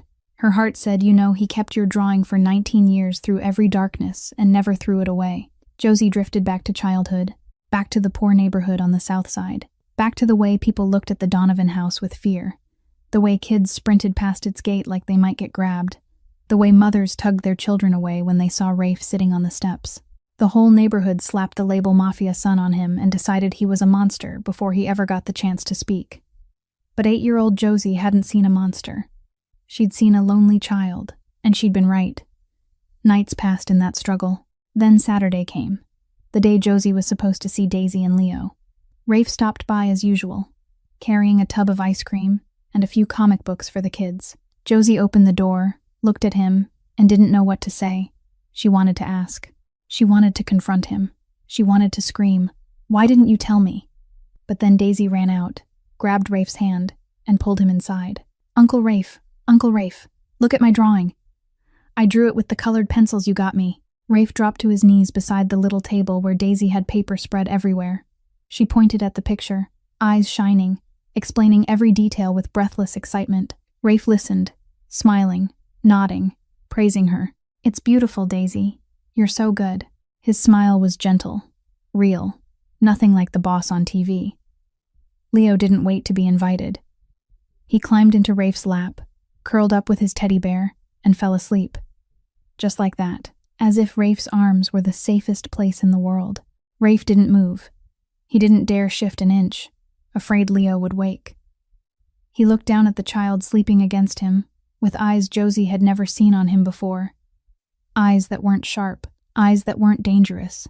The eyes of a man who ached for a family he'd never had, who ached for warmth that life had stolen from him before he could even understand what it was. Josie stood in the kitchen doorway and watched.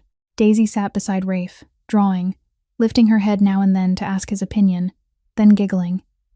Leo was curled on Rafe's lap, peaceful, and Rafe, the most feared man in Chicago, sat perfectly still, cradling the sleep of a 4-year-old boy like it was the most precious thing he'd ever been allowed to touch.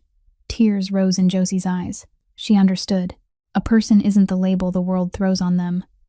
Brandon Carter, her husband, the successful, polished man society respected, had treated her like garbage. And Rafe Donovan, the man the world called a monster, was sitting there holding her child with his whole heart. Josie wiped her tears, walked over, and sat down beside Rafe. Silence for a moment. Then she said, her voice soft but steady, "When we were kids, the whole neighborhood was afraid of you. Everyone told their kids not to go near your house, but I wasn't afraid. I sat down next to you and gave you half my sandwich." She turned to look at him. "And I'm the same now. I'm not afraid." Rafe looked at her. His eyes trained for darkness, trained for coldness, suddenly filled. He spoke, voice hoarse. "You're the only one, Josie. Always have been. You're the only one who's never been afraid of me." While Josie was slowly finding her footing again, across the city Brandon's life began to collapse. Not from the outside, from the inside. From the very woman he'd chosen to replace Josie. Tiffany Sloan had never loved Brandon from the start. She loved what he had, the senior manager title, the generous paycheck, the expensive car, the luxury apartment, the credit card with no real limits. That was what Tiffany loved. And once she'd planted herself in the home, once Josie had been pushed out, once there was no competition left, Tiffany started showing who she really was. She spent money like it was water, a designer bag every week, new heels every month, clothes she bought, wore once, then tossed aside. She demanded Brandon trade in his car because the old one didn't match my level. She booked 5-star restaurants every weekend, ordered the most expensive wine without ever glancing at the price. She redecorated the apartment, replaced furniture, bought velvet curtains, bought a chandelier, bought a new set of dishes because the old ones from that fat woman looked disgusting. Brandon started noticing the account shrinking. He stared at the credit card statement, eyes widening. Tiffany's spending in 1 month was equal to 3 months of his salary. He tried. "Tiffany, you need to slow down on shopping. We're out of money this month." Tiffany looked up from her phone, frowned. "When you were chasing me, you weren't this cheap. You said you'd give me everything. And now you're whining when you've barely got anything?" Brandon swallowed and said nothing. And a realization he didn't want to face began to creep in. Josie had worked 3 shifts a day, sold her mother's necklace, and she'd never demanded a single cent from him. Tiffany did nothing and demanded more every day. But he shoved the thought away. He didn't want to think about Josie. Thinking about her meant facing his own guilt, and he wasn't ready. Then the signs started. Tiffany changed her phone password, smiled to herself while texting, came home late with the excuse of meeting friends. Brandon saw it and told himself, "It's nothing." The exact way Josie had told herself it was nothing when she smelled a strange perfume on his shirt. The exact same thing. One night, Brandon checked Tiffany's phone while she was in the shower. He saw messages with a man, photos, lines he didn't even have to finish reading to understand. His heart clenched. That feeling, that taste of being betrayed, being fooled, being treated like a joke under your own roof. He finally knew what it was. It tasted exactly like what he'd forced Josie to swallow. But Brandon still didn't explode. He wanted to believe he was wrong, until one evening he came home early. A meeting got canceled, and he drove back at 7 instead of 9. He opened the door, stepped inside, and stopped dead in the hallway. In the living room, Tiffany was on the sofa in a short nightdress, knees tucked up, a glass of wine in her hand, laughing with a strange man sitting beside her. The man was holding a glass too, his arms stretched along the back of the sofa behind Tiffany's shoulders, relaxed like he belonged there. On the table, the wine bottle was more than half gone. Soft jazz played in the background. The intimacy in the air was so natural that Brandon understood immediately this wasn't the first time. Brandon roared, "What the hell is this?" The man jolted upright, but Tiffany didn't. She stayed seated, took a slow sip of wine, then turned to Brandon with eyes that held no fear and no shame. Calm, cold, unhurried. "Don't put on a show, Brandon," she said, voice flat like she was talking about the weather. "Save the drama, Brandon. You threw away a woman who worshipped you just because she didn't fit your new aesthetic. You taught me that loyalty is for people who can't afford anything better, and I'm just playing by the rules you created. You're not a victim here, you're just a man who lost his investment. Now, get out." Every word hit Brandon straight in the chest. Not because Tiffany was wrong, because she was right. Right down to every syllable. He stood there, arms hanging at his sides, watching Tiffany casually walk the strange man to the door, blow him a kiss right in Brandon's face, then stroll back into the apartment like nothing had happened. From that night on, everything fell apart faster than Brandon ever imagined. Tiffany wasn't just cheating. She'd been planning for a long time. Over the next few weeks, Brandon discovered his savings account was nearly empty. Tiffany had quietly moved money into her own account. The jewelry he'd bought her vanished. The secondary credit card was drained. She'd bled him dry from the inside without him even realizing it, the same way he'd bled Josie for years. Only Josie had given out of love, and Tiffany had taken out of calculation. At the same time, Brandon's job couldn't save him either. Since Josie left, since Tiffany swallowed his time and his money, his performance had been sliding. He came in late. He drifted through meetings. He missed deadlines. His quarterly report was the worst in the department. His boss called him in, looked at him with disappointment, and said, "Brandon, I've given you plenty of chances, but I can't keep someone who can't do the job." He was fired. The day Tiffany found out Brandon had lost his job, she didn't offer one word of comfort. She walked into the bedroom, pulled out 2 suitcases, folded her clothes into them, and ordered a cab. Brandon stood in the doorway, staring. "Tiffany, where are you going?" Tiffany zipped the suitcase, straightened up, and looked at him with eyes Brandon now understood had never held love. "You've got nothing for me anymore, Brandon. No money, no title, no future. So why would I stay?" She rolled the suitcases right past him, out the door, without looking back. The door slammed. The sound of the suitcase wheels faded down the hallway, then disappeared. Brandon stood in the silent apartment. He looked around. Tiffany's closet was empty. The shoe rack was empty. The bathroom had no perfume bottles, no makeup cases.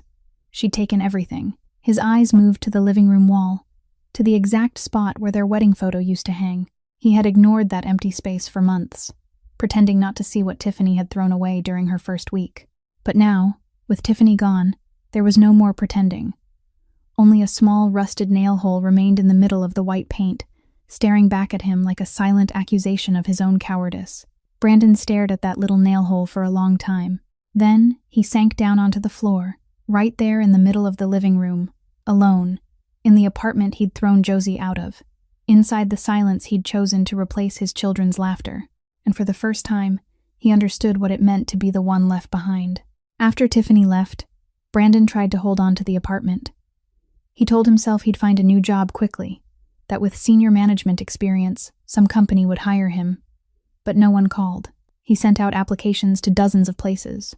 No one replied. His industry was narrow, and word that he'd been fired spread faster than he ever expected. No company wanted to hire a manager who'd been let go for poor performance. His savings were nearly wiped out because Tiffany had drained them. The first month after losing his job, Brandon paid rent with the last money in his account. The second month, he sold his car. The third month, he sold his watch, sold his suits, sold his leather shoes. The fourth month, the landlord knocked. "Mr. Carter, you're 2 months behind. If you don't pay next week, I'll have to ask you to leave." Brandon stood in the doorway, staring at the landlord, and had nothing to say. He had no money. He had nothing left. The car was gone. Anything valuable was gone. Tiffany had taken the rest. He stood in the empty apartment, looked around, and realized there was only one place left he could go. The old studio on the south side outskirts. The room he and Josie had lived in when they had nothing. The old landlord, an elderly Polish man, still hadn't rented it out because the place was too small, too worn down, and no one wanted it. When Brandon called, the old man sounded surprised. "You want to go back there? I thought you were rich now." Brandon swallowed.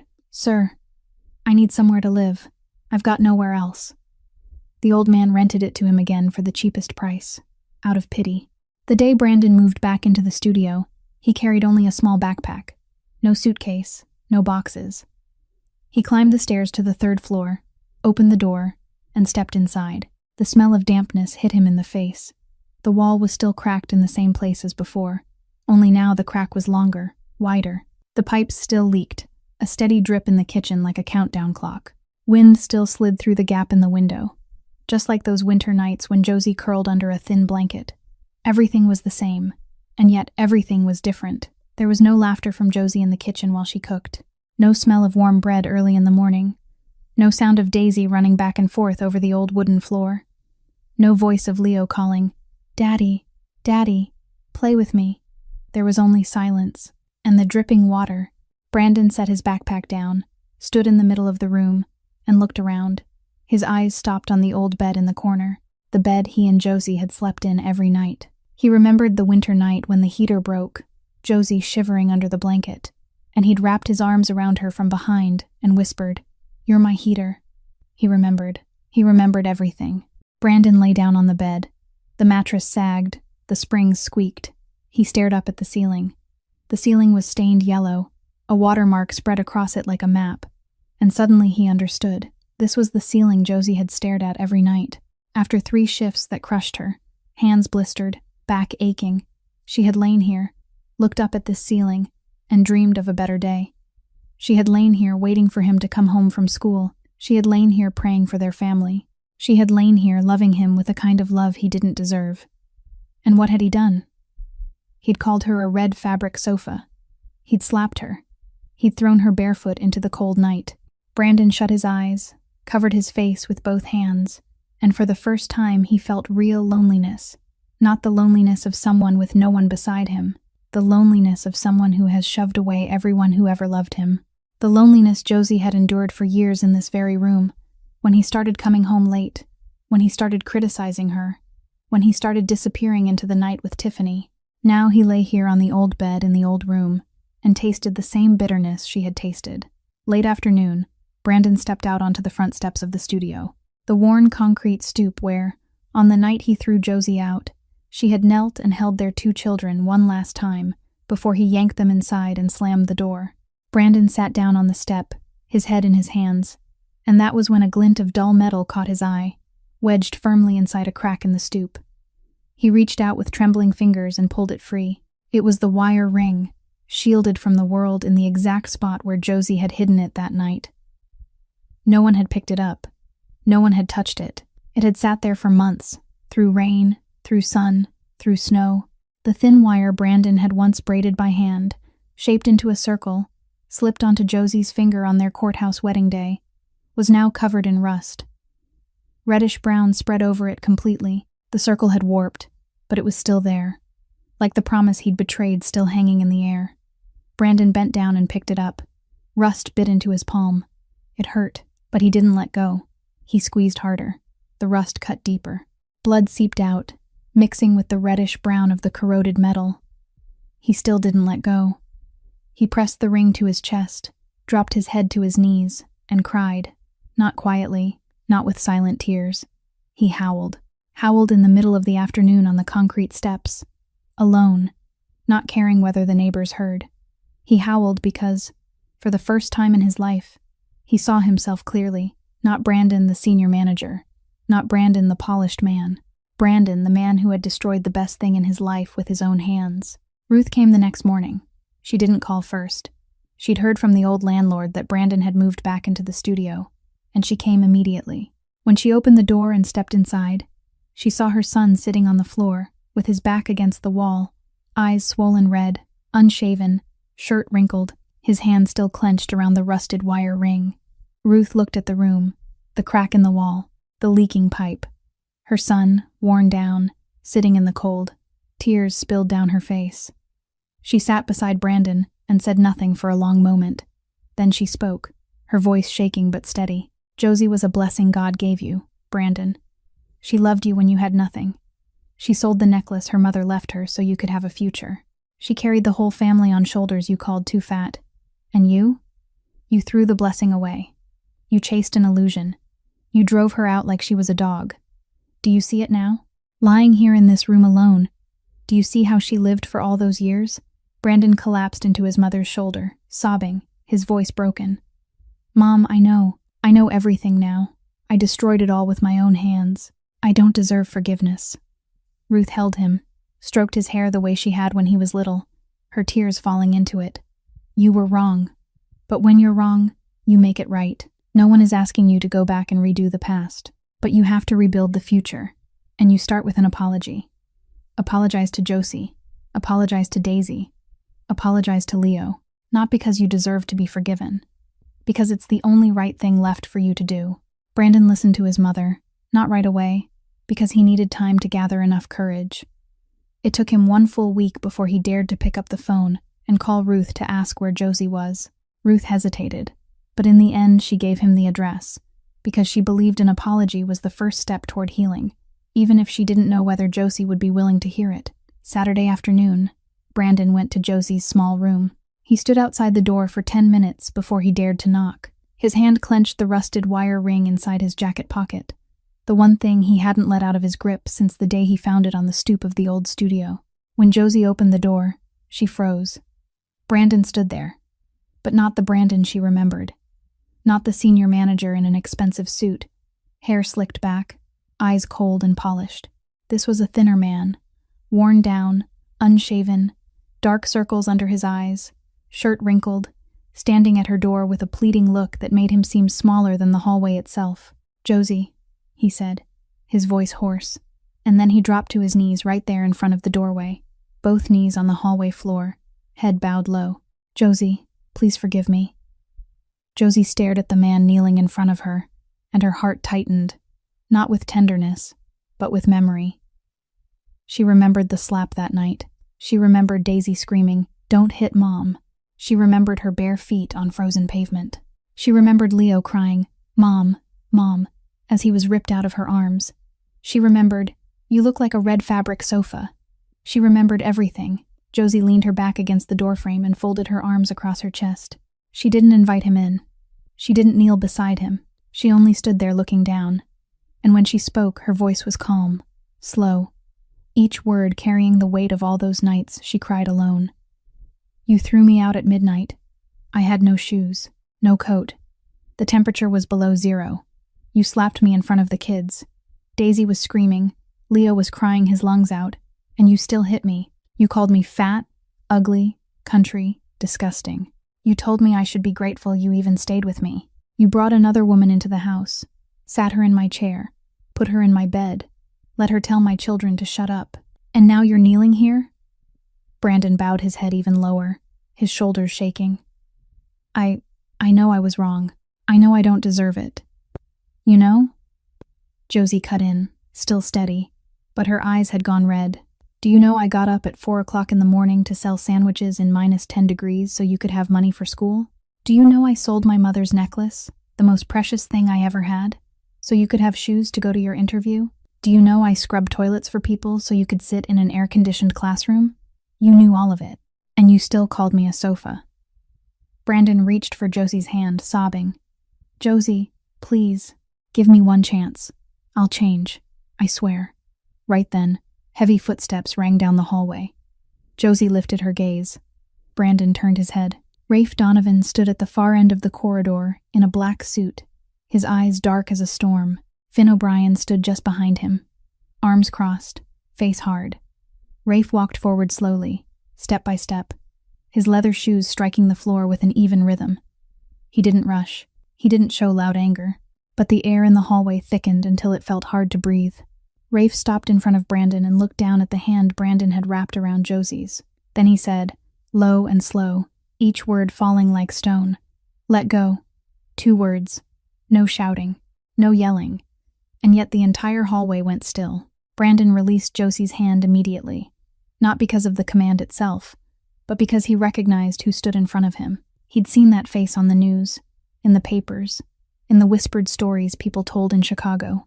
Rafe Donovan, the boss. Brandon went pale, took a step back, his spine hitting the hallway wall. Rafe didn't look at him with rage. He looked at him with quiet contempt, the kind more dangerous than any punch. Then Rafe did something Brandon didn't expect. He didn't hit him. He didn't threaten him. He didn't order Finn to do anything. He calmly pulled a plastic chair from the hallway, set it down, and sat, one leg crossed over the other. His gaze locked on Brandon's, and he began to speak, very slowly, very clearly, every word deliberate. Do you even realize the weight of what you destroyed? While you were dreaming under warm sheets, she was out in the freezing dark, her fingers numbing to the bone just to fund your future. You weren't just building a career, you were building it on her pain. Brandon stayed pressed to the wall, unable to move. She didn't just hand you money for those shoes. She handed you her mother's soul, the last heirloom she had left on this earth. And the worst part? She lied to your face about it. She protected your fragile pride even as she stripped away her own history for you. Brandon shut his eyes. Every step you took toward that air-conditioned office was paved with her sweat and blistered hands. She carried the crushing weight of 3 shifts, so you could walk into a room with a clean shirt and a title. She was your foundation, Brandon, and you treated her like a doormat. Rafe paused, watching Brandon's body begin to tremble. And the moment you stood at the top, you used the very platform she built to humiliate her. You dared to call her a sofa and mock the body that broke itself for you. You didn't just betray a wife. You cast out the mother of your children like trash in the dead of night. That isn't just success, it's a crime of the heart. With every sentence, Brandon folded in on himself, not only from fear of Rafe, though that fear was there, but because for the first time he was hearing his own life spoken back to him by someone else, in a voice that didn't soften anything, didn't excuse anything. When he lived it, he could justify it, brush it aside, tell himself Josie had blame too. But now, with a stranger sitting in front of him, and reciting it all in a calm, cold steadiness, Brandon saw himself through another man's eyes, and he saw something he couldn't stand. Brandon slid down to the hallway floor, knees hitting the ground, both hands over his face, and he howled. Not a plea, not a performance, a howl of shame, a howl of disgust at himself, a A howl because he finally understood how completely he'd ruined the best woman he'd ever had. Rafe stood, pushed the chair aside, looked down at Brandon crumpled on the floor, and said, his voice softer but still heavy as lead, "You're lucky. Lucky because Josie is better than you and me combined. If she were like me, you wouldn't still be in one piece, kneeling here." Rafe turned and started to walk away. Josie called quietly, "Rafe, that's enough." Rafe stopped. He didn't turn back. He gave a small nod, then kept walking. Finn followed. The two of them disappeared at the end of the hallway. Brandon stayed on the floor, crying. Josie stood in the doorway looking down at the man who used to be her husband, the man she once loved more than anything. She didn't say another word. She stepped inside and closed the door gently. Then she leaned her back against it, closed her eyes, and let the tears fall. Not for Brandon, but because she realized forgiving someone who had destroyed you was the hardest battle she'd ever have to face. After the day Rafe confronted Brandon in the hallway, Josie didn't hear a single thing from Brandon again. No calls, no texts, no sudden appearances. Josie didn't know where he was, what he was doing, how he was surviving, and she didn't ask. She needed time. She needed space. She needed not to see the face of the man who had slapped her, thrown her out, called her a red fabric sofa, then collapsed at her feet and begged for forgiveness. She still didn't know what to do with the storm of emotions twisting inside her. Anger, pain, pity, disgust, and something deeper, heavier, something she didn't want to admit out loud. Hate. Josie hated that feeling. She wasn't a person made for hate. She was the girl who split her sandwich in half for the kid nobody sat with. She was the woman who sold her mother's necklace without one complaint. She was the wife who laughed along when her husband mocked her weight in front of his friends. She could endure. She was good at enduring. But when you endure for too long, pain doesn't disappear. It just changes its name into hate and settles in your chest like a stone. Weeks passed. Josie's life slowly steadied. She went to work every day, earned the respect of her coworkers, got praised by her manager. Every weekend she had Daisy and Leo, and the three of them cooked, drew, and took walks. Rafe stopped by sometimes, bringing ice cream for the kids, drinking coffee with Josie, telling childhood stories, and always leaving before dark because he didn't want to step too deeply into her life. One Sunday afternoon, Rafe took Josie and the kids to a lakeside park. Daisy brought her sketch pad and her box of colored pencils. Sitting cross-legged on a stone bench beside her mom, focused on drawing ducks on the water, Leo sat on Rafe's lap, pointing at the ducks and laughing. "Uncle Rafe, look, that duck's so fat. Fatter than Mom." Josie widened her eyes and pretended to be offended. Leo covered his mouth, giggling. Rafe laughed too, and leaned closer to Leo. "Your mom's not fat. Your mom's the prettiest." Leo tilted his head. "Prettier than the duck?" Rafe pretended to think, serious as a judge. Hard to say, but I think your mom wins." Josie burst out laughing and nudged Rafe's shoulder. "Did you just compare me to a duck?" Rafe smiled. That smile, gentle and warm and quiet, was something the Chicago underworld had never seen. A smile meant for one person only. Not far away, on the path that cut through the park, a man walked alone, Brandon Carter. He walked every day now, because he didn't have money for anything else. He walked from the old studio, through the neighborhood, into the park, around the lake, then back again. He walked to kill time, to avoid sitting in an empty room staring at cracked walls. That day, he stopped near the benches, not because he was tired, but because he saw them. Josie sat on the stone bench, her hair loose, a white sweater on her shoulders, and she was laughing. A bright, real laugh. The laugh he used to love. The laugh he used to kiss. The laugh he once told her made the world feel less ugly, before he destroyed it with insults. Daisy sat beside her mother drawing, lifting the page now and then to show her, smiling when she got praised. Leo sat on a man's lap, chattering, pointing, eyes shining. And that man, Rafe Donovan, the most feared boss in Chicago, sitting perfectly still with a 4-year-old on his lap, smiling softly when Josie teased him like that, like it was the most natural thing in the world. Rafe said something. Josie laughed again, laughing with her whole face, laughing like nobody had ever hurt her. Brandon stood maybe 50 steps away, half hidden behind a tree, watching his family, his wife, his children, happy, alive. laughing, without him. His hand went into his pocket and closed around the rusted wire ring. The rust bit into his palm, that familiar pain he carried every day. He watched Josie laugh with Rafe, and he understood she didn't need him anymore. Not because she had another man, but because she'd gotten back up without him, because she'd become strong without him, because she'd found joy without him, and that was the harshest punishment of all. Not losing money, not losing his job, not getting played by Tiffany, but standing there and watching the woman he once loved glow in someone else's presence, and knowing it was all his own fault. Brandon turned around and walked away, alone on the park trail, without looking back, because he knew if he looked back, he'd collapse. That same week, Josie's phone rang. Ruth's number. Josie hesitated, then answered. Ruth's voice on the other end was shaky and thick with tears. Josie, sweetheart, I'm not calling to ask you to take Brandon back.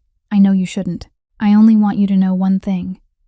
Every night Brandon sits in that old studio, holding the wire ring you left on the stoop, and he cries. All night. I'm not asking you to forgive him because he deserves it. He doesn't. I'm asking you to forgive him because your own spirit needs to be free. Don't carry hatred, Josie. It'll kill you before it ever kills him. Josie ended the call and sat on her bed for a long time, her hand pressed to her chest where that stone of hatred lived. And suddenly she remembered her mother's voice, weak and rough in a hospital bed 21 years ago. My girl, don't ever keep hate in your heart.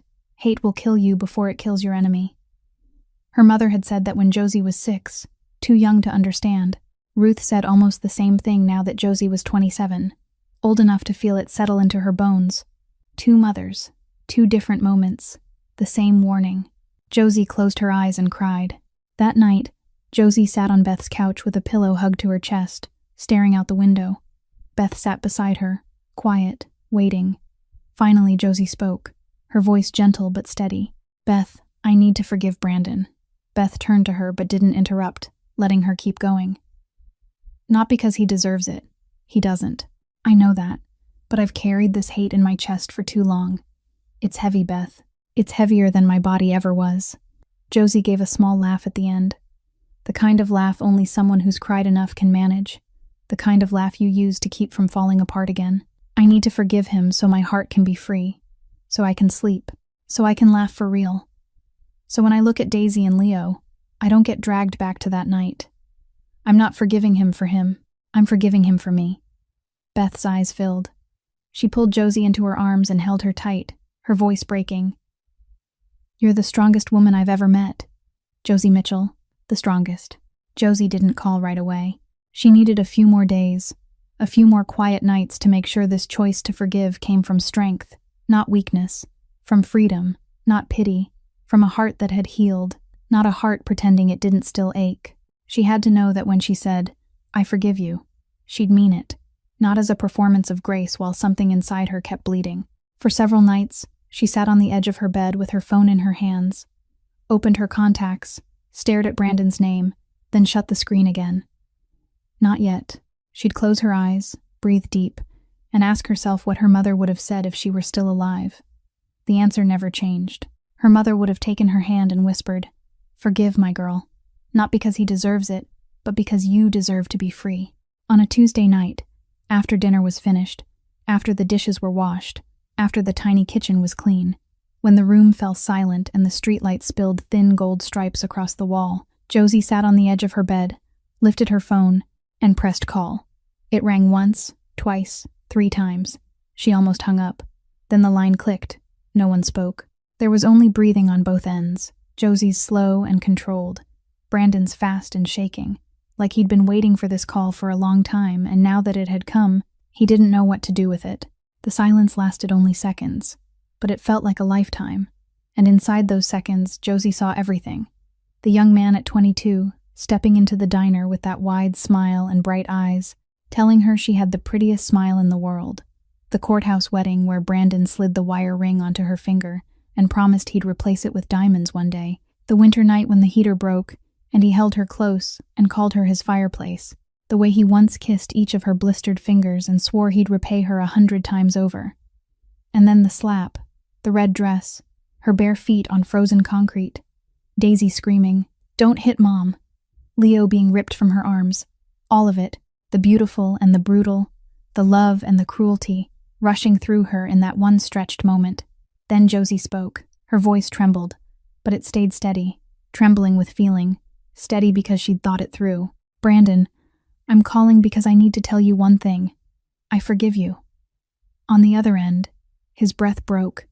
Then came a sound like a swallowed sob. He tried to speak, but no words came. Josie continued, slow and clear. "I forgive you, not because you deserve it, but because I need my heart to be free. I've carried anger, pain, and hate in my chest for too long. It's heavy, Brandon. It's heavier than everything I've ever carried, and I don't want to carry it for one more day." "Josie," Brandon choked out, his voice shattered. "I don't deserve it. I don't deserve your forgiveness." "You're right," Josie said, without hesitating. "You don't. I know that. You know that. But I'm still forgiving you, and I hope you spend the rest of your life becoming better. Not for me, but for Daisy and Leo. They need a father, not a perfect father. Just a father who knows he was wrong and keeps trying to fix it." Brandon cried. Not the wild sobbing of the day he collapsed at her door, but the quiet kind, the kind that comes when someone receives something they never believed they'd be given. "I'm sorry, Josie," he whispered, so broken she had to strain to hear him. "I'm sorry for everything. For every time I mocked you. For every night I left you alone. For that slap. For that night. For all of it. I'm sorry."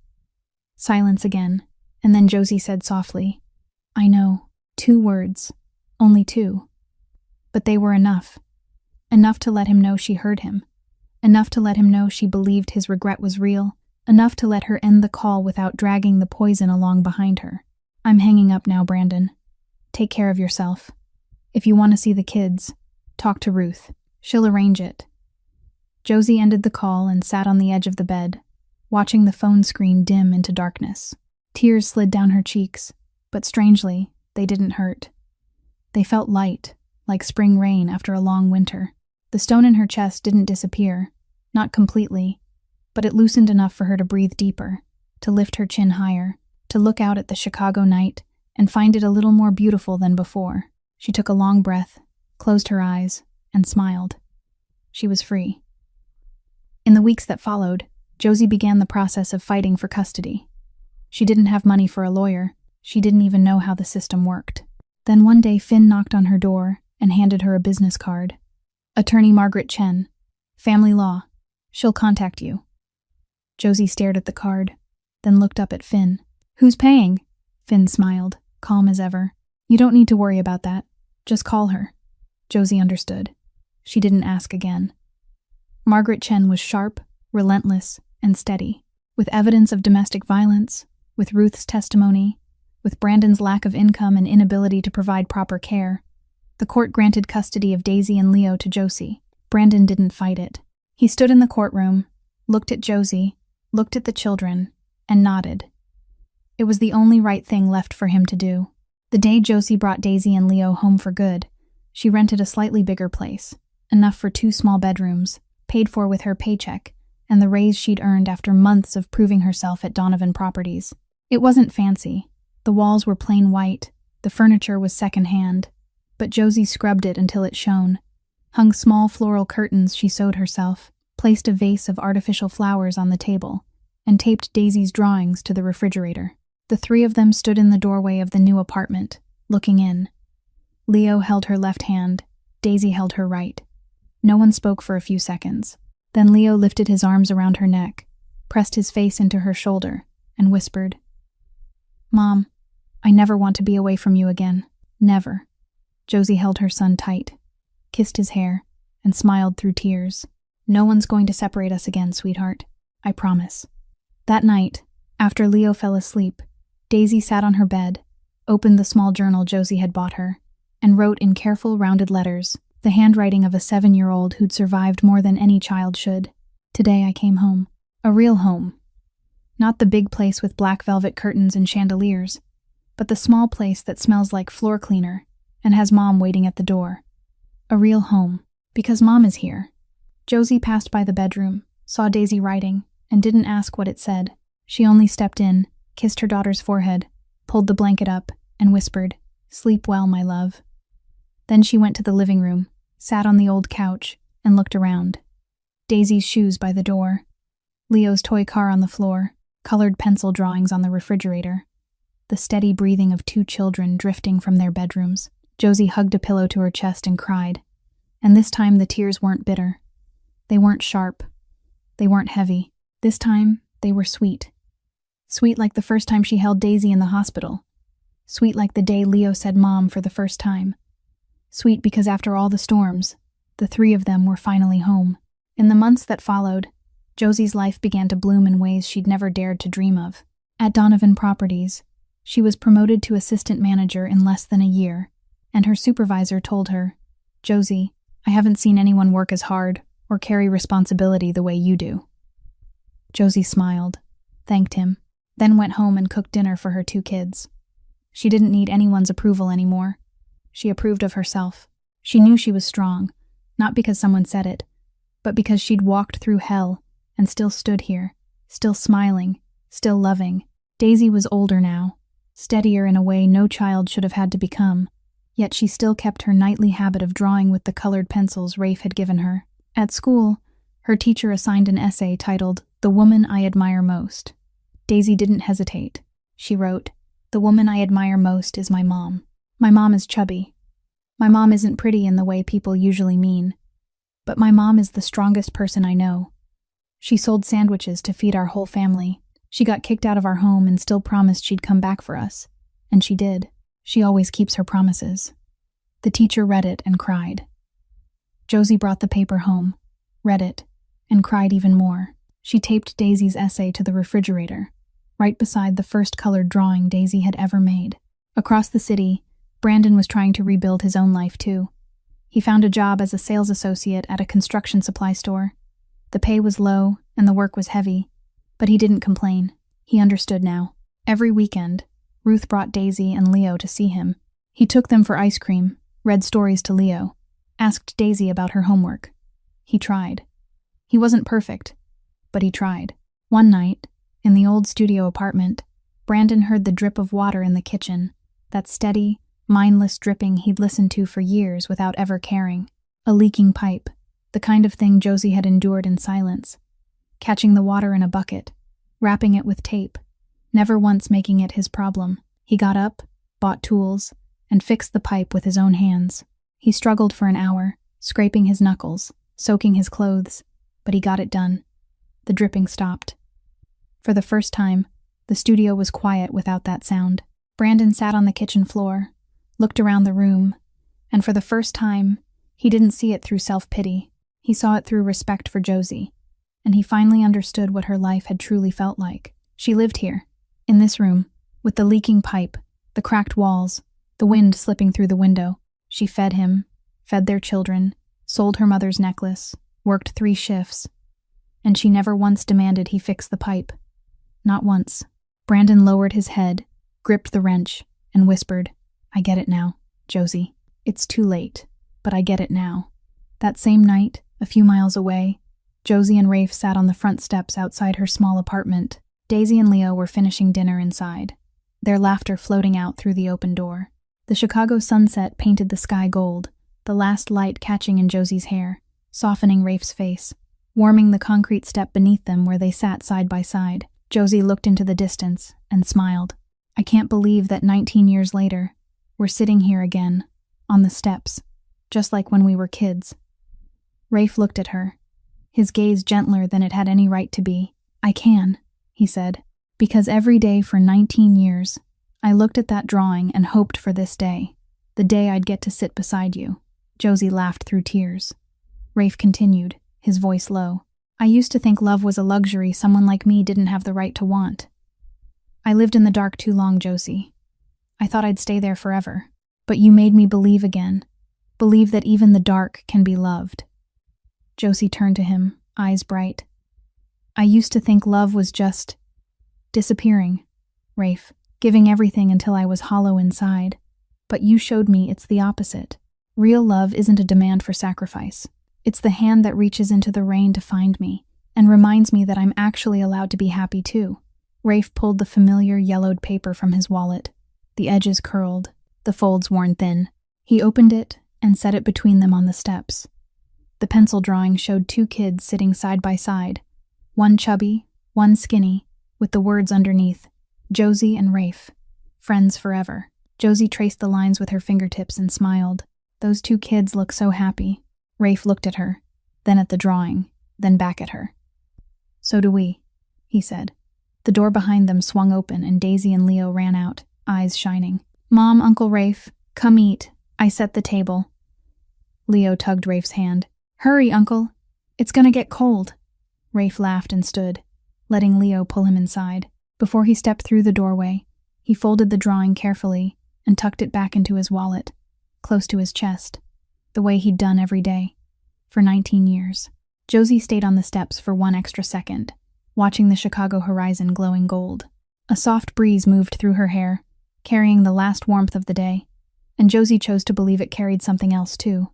Her pain, her lonely nights, the insults, the slap, her bare feet on frozen pavement, taking it all away, leaving peace behind, leaving Daisy and Leo's laughter in the kitchen, leaving Rafe's smile when he looked at her, leaving love, the kind of love that survives storms and finds its way back to healing.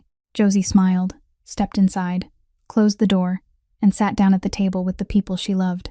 Josie's story reminds us not to judge anyone by appearances, because a heart is what decides a person's worth, and it warns us not to betray the one who sacrificed everything for us, because once they're gone, regret can't buy them back. And it asks us to remember that forgiveness isn't weakness. It's the greatest strength a human being can hold, because it frees your heart from the weight of the past. If this story touched your heart, please subscribe to our channel, hit like, and share this video so we can spread meaningful stories every day. How did this story make you feel? And have you ever faced something similar in your own life? Leave a comment below. We'd truly love to hear what's been sitting in the deepest part of your heart. Wishing everyone watching good health, a peaceful life, and days filled with love. Goodbye, and I'll see you in the next video.